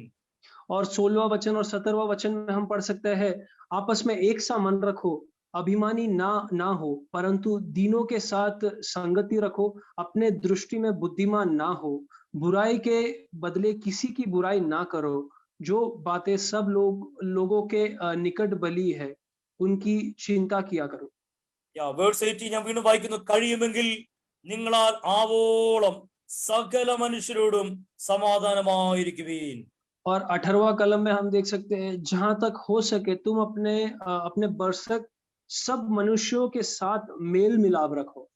നമുക്കറിയത്തില്ലാത്ത കാര്യങ്ങൾ, നമുക്കുറപ്പില്ലാത്ത കാര്യങ്ങൾ ഒരിക്കലും മറ്റുള്ളവരെ കുറിച്ച് പറയുവാനോ പറഞ്ഞു വരുത്തുവാനോ ഒരിക്കലും ഇടയാകരുത്. और हम जिस बातों के बारे में हमें कोई निर्णय नहीं है, ना ही कोई क्लियरेंस है, ना ही हमें पता है इसके बारे में कुछ, उन सारे बातों पे हम कमेंट्स ना करें और उन बातों को जो है हम दूसरों पे ना फैलाएं. വേഴ്സ് 19, നിങ്ങൾ തന്നെ പ്രതികാരം ചെയ്യാതെ ദൈവ കോപത്തിന് ഇടം കൊടുക്കുവിൻ. പ്രതികാരം എനിക്കുള്ളത്, ഞാൻ പകരം ചെയ്യുന്ന കർത്താവ് അരുളി ചെയ്യുന്നു. और यहाँ पे हम देख सकते हैं कि आप जो है क्रोध ना करो और आप किसी पे जो है रिवेंज ना लो, लेकिन जो रिवेंज और क्रोध का जो मौका है वो परमेश्वर को दो, क्योंकि परमेश्वर वहां पे जरूर न्याय करेगा. ദൈവമക്കളെ, നമ്മൾ പ്രതികാരത്തിനോ നമ്മൾ പക തീർക്കുവാനോ നമ്മൾ കൂട്ടുകെട്ടുണ്ടാക്കുവാനോ നമ്മൾ ഒരു ഗ്രൂപ്പിസം ഉണ്ടാക്കുവാനോ ഒന്നുമല്ല ദൈവം ആഗ്രഹിക്കുന്നത്. അതെല്ലാം ദൈവകരങ്ങളിലേക്ക് വിട്ടുകൊടുത്തുകൊണ്ട് നമുക്ക് ഒരൊറ്റ ഡ്യൂട്ടിയുള്ളൂ. വേഴ്സ് 20, നിന്റെ ശത്രുവിന് വിശക്കുന്നുവെങ്കിൽ അവന് തിന്നുവാൻ കൊടുക്കുക, ദാഹിക്കുന്നുവെങ്കിൽ അവന് കുടിക്കുവാൻ കൊടുക്കുക. ഇതാണ് നമ്മുടെ മാത്രം ഉത്തരവാദിത്വം. और परमेश्वर कहता है कि आप क्रोध ना करो, पलटा लेने का जो काम है वो परमेश्वर का है. प्रभु कहता है कि मैं बदला लूंगा, लेकिन हमारा काम क्या है? हमारा काम ये है कि परंतु अगर यदि कोई भूखा है तो उसको जो है खाना दो, भले ही तुम्हारा शत्रु, तुम्हारा दुश्मन क्यों ना भूखा हो, उसे खाना दो. ये हमारा काम है. നമ്മുടെ കണ്ണുകളും നമ്മുടെ കരങ്ങളും എപ്പോഴും മറ്റുള്ളവർക്കായി തുറന്നിരിക്കുവാൻ കഴിയണം. और अपनी आंखें और अपना हाथ हमेशा जो है दूसरों के लिए जो है सेवा करने के लिए जो है तैयार रहना चाहिए। അവസാന വാക്യം വായിച്ച് നമ്മുടെ ഈ ദൈവിക ചിന്തകൾ അവസാനിപ്പിക്കാമല്ലോ. और आखिरी जो है वो कलम पढ़ के जो है हम आज का जो है मनन जो है समाप्त करेंगे। തിന്മയോട് തോൽക്കാതെ നന്മയാൽ തിന്മയെ ജയിക്കുക. और बुराई से ना हारो परंतु भलाई से बुराई का जीत लो। भलाई से जो है हमें बुराई पे जो है जीत हासिल करना है। പണ്ട് മലയാളം ക്ലാസ്സിൽ പഠിച്ച ഒരു കവിതയുടെ ഭാഗമുണ്ട്. അതിന്റെ ഒരു വാക്ക് ഞാൻ വേഗത്തിൽ പറയാം. അവിടെ പറയുന്നത് വെട്ടുന്നവനും മരം തണലേകും. और जो है मैंने गए जो है मलयालम क्लास में जो है मैंने एक पोयम पढ़ा था। जो व्यक्ति जो है पेड़ को काटता है उस व्यक्ति को भी जो है पेड़ पर जो है छाए देता है। വെട്ടുന്നവനും ചന്ദനമരം അതിന്റെ സുഗന്ധം കൊടുത്തുകൊണ്ടേയിരിക്കും. और एक चंदन का पेड़ अगर एक व्यक्ति अगर काटता है तो वो चंदन का पेड़ क्या करता है, वो अपनी खुशबू जो है उस व्यक्ति को भी जो है देता है। ഇതുപോലെ ആയിരിക്കണം ദൈവമക്കൾ. നമ്മുടെ നന്മകൾ മാത്രം പുറത്തേക്ക് വരുവാനിടയായി തീരണം. और ऐसे ही होना चाहिए एक परमेश्वर के जो बच्चे हैं हमारे अच्छी बातें जो है बाहर आनी चाहिए। തിന്മയോട് ഒരിക്കലും തോറ്റുപോകരുത്. നമ്മളെ തോൽപ്പിക്കുവാൻ, പരാജയപ്പെടുത്തുവാൻ, സ്വർഗം നഷ്ടപ്പെടുത്തുവാൻ ശത്രുവായ പിശാച് എപ്പോഴും തിന്മയുമായി നമ്മുടെ മുമ്പിൽ വന്ന് നിൽക്കുവാനിടയായി തീരും. और कभी भी हमें जो है बुराई के सामने जो है हमें हार नहीं मानना है। शत्रु हमेशा यही करता है कि बुराई को लेके हमारे सामने खड़े हो जाते हैं, लेकिन हमें उस पे जो है भलाई से जीत हासिल करना है। തിന്മയോട് പരാജയപ്പെടരുത്. സാത്താന്റെ തന്ത്രങ്ങളിൽ കുടുങ്ങിപ്പോകരുത്. അവന്റെ തന്ത്രങ്ങളെ തിരിച്ചറിഞ്ഞ് നന്മയിൽ തന്നെ, ക്രിസ്തുവിൽ തന്നെ, പരിശുദ്ധാത്മാവിൽ തന്നെ, പ്രാർത്ഥനയിൽ തന്നെ നിലനിൽക്കുവാൻ നമുക്ക് കഴിയണം. और हमें कभी बुराई के सामने हार नहीं मानना है और ना ही हमें शत्रुओं के टेक्निक्स के सामने जो है हमें हार मानना है। हमें उन्हें उसके टेक्निक्स को जो है समझ लेना है और हमेशा प्रार्थना में स्थिर रहना है और उसमें जीत हासिल करना है। ശത്രു എപ്പോഴും പോരാടുന്നത് നമ്മുടെ ആത്മീയ സ്വഭാവങ്ങളോടാണ്, നമ്മുടെ കുടുംബ പ്രാർത്ഥനകളോടാണ്, നമ്മുടെ പേഴ്സണൽ ബൈബിൾ ധ്യാനങ്ങളോടാണ്, നമ്മുടെ വിശുദ്ധിയോടാണ് ശത്രു എപ്പോഴും പോരാടിക്കൊണ്ടേയിരിക്കുന്നത്. और शत्रु हमेशा जो शैतान है हमेशा अपने पवित्रता के ऊपर जो है सवाल उठाता है। उसका जो लड़ाई है अपने पवित्रता के ऊपर, अपने पर्सनल प्रेयर्स के ऊपर, हम कितना वचन में जो है स्थिर है उसके ऊपर जो है हमेशा जो है वो पत्थर फेंकने की या फिर दाग लाने की जो है कोशिश करता है। തിന്മയോട് തോൽക്കാതെ ഓരോ ദിവസവും നന്മ കൊണ്ട് തിന്മയെ ജയിക്കുവാൻ ദൈവം നമ്മളെ സഹായിക്കട്ടെ. और बुराई के सामने हार ना मानते हुए हमें हमेशा जो है भलाई में जो है बुराई पे जीत हासिल करना है। 12-ാം അധ്യായം 1-ാം വാക്യത്തിൽ പറയുന്നു, നിങ്ങൾ ബുദ്ധിയുള്ള ആരാധനയായി നിങ്ങളുടെ ശരീരങ്ങളെ ജീവനും വിശുദ്ധിയും ദൈവത്തിന് പ്രസാദ യാഗമായി സമർപ്പിക്കുവേൻ. और आपको हमेशा जो है भले व्यक्ति के समान बनो और आपके शरीर को जो एक बलिवस्तु के तौर पे जो है परमेश्वर को जो है चढ़ाओ। നമ്മുടെ ശരീരങ്ങൾ എങ്ങനെ ഒരു യാഗമായി തീർക്കുവാൻ കഴിയുമെന്നാണ് 3-ാം വാക്യം മുതൽ 21 വരെയുള്ള വാക്യങ്ങൾ 3-21 അവിടെ വളരെ വ്യക്തമായി എഴുതി വെച്ചിരിക്കുന്നത്. और अपना शरीर जो है किस तरीके से एक बलिवस्तु बन सकता है उसके बारे में जो है 3 से लेके 21 तक जो बातें जो बताया गया है। നമുക്ക് സമയം കിട്ടുമ്പോൾ സാധിക്കുന്ന ഈ ആഴ്ചയിൽ തന്നെ ഈ അധ്യായം നമ്മൾ സാവധാനത്തിൽ ഒരു പ്രാവശ്യം കൂടി സ്വന്തമായിട്ടൊന്ന് വായിച്ചു നോക്കണം. और हमें जब समय मिलता है उस समय पे जो है जो रोमन्स चैप्टर 12 जो है हम 1 से लेके 21 तक आप आराम से शांति से बैठ के आप समझ के आप पढ़े। ദൈവത്തിന്റെ ആത്മാവ് വായിക്കുമ്പോൾ നമ്മൾ വീണ്ടും ഇടപെടും, മാറ്റങ്ങൾ കൊണ്ടുവരും, നമ്മൾ ആത്മീയത്തിൽ വളരും, ദൈവകൃപ കൂടുതൽ വ്യാപരിക്കുവാനിടയായി തീരും. और जब आप जो है इस चैप्टर को जब आप पढ़ोगे तो पवित्र आत्मा आपसे जो है बात करेगा, आपको बताएगा कि क्या किस तरीके से है और हमें और जो है बदलाव और ट्रांसफॉर्मेशन हम जो है उससे देख पाएंगे। ശരീരം കൊണ്ട് ദൈവത്തെ മഹത്വപ്പെടുത്തുവാൻ ദൈവം നമ്മളെ സഹായിക്കട്ടെ. और हमारे शरीर से परमेश्वर की आराधना करने के लिए परमेश्वर आपकी जो है मदद करे। ഓരോ പ്രവൃത്തികളും ദൈവം പ്രസാദിക്കുവാനിടയായി തീരട്ടെ. और हमारे हर एक एक्शंस और हमारे हर एक कामों में परमेश्वर प्रसन्न हो। നമ്മളിൽ എപ്പോഴും ക്രിസ്തു വസിക്കുന്ന അവസ്ഥകൾ ഉണ്ടാവട്ടെ. और ऐसा हर एक मौके में हम में जो है परमेश्वर वास करे, ऐसा जो है समय हो। പ്രാർത്ഥിക്കാനുള്ള അധികാരത്തിൽ കൂടെ ദൈവത്തിന്റെ പ്രവൃത്തികളെ കാണുവാൻ നമ്മൾ ഓരോരുത്തരെയും കർത്താവ് സഹായിക്കട്ടെ. और प्रार्थना का जो अधिकार आपको जो है दिया गया है उसमें आप जो है हर दिन भर दिन जो है परमेश्वर को जो है देखो।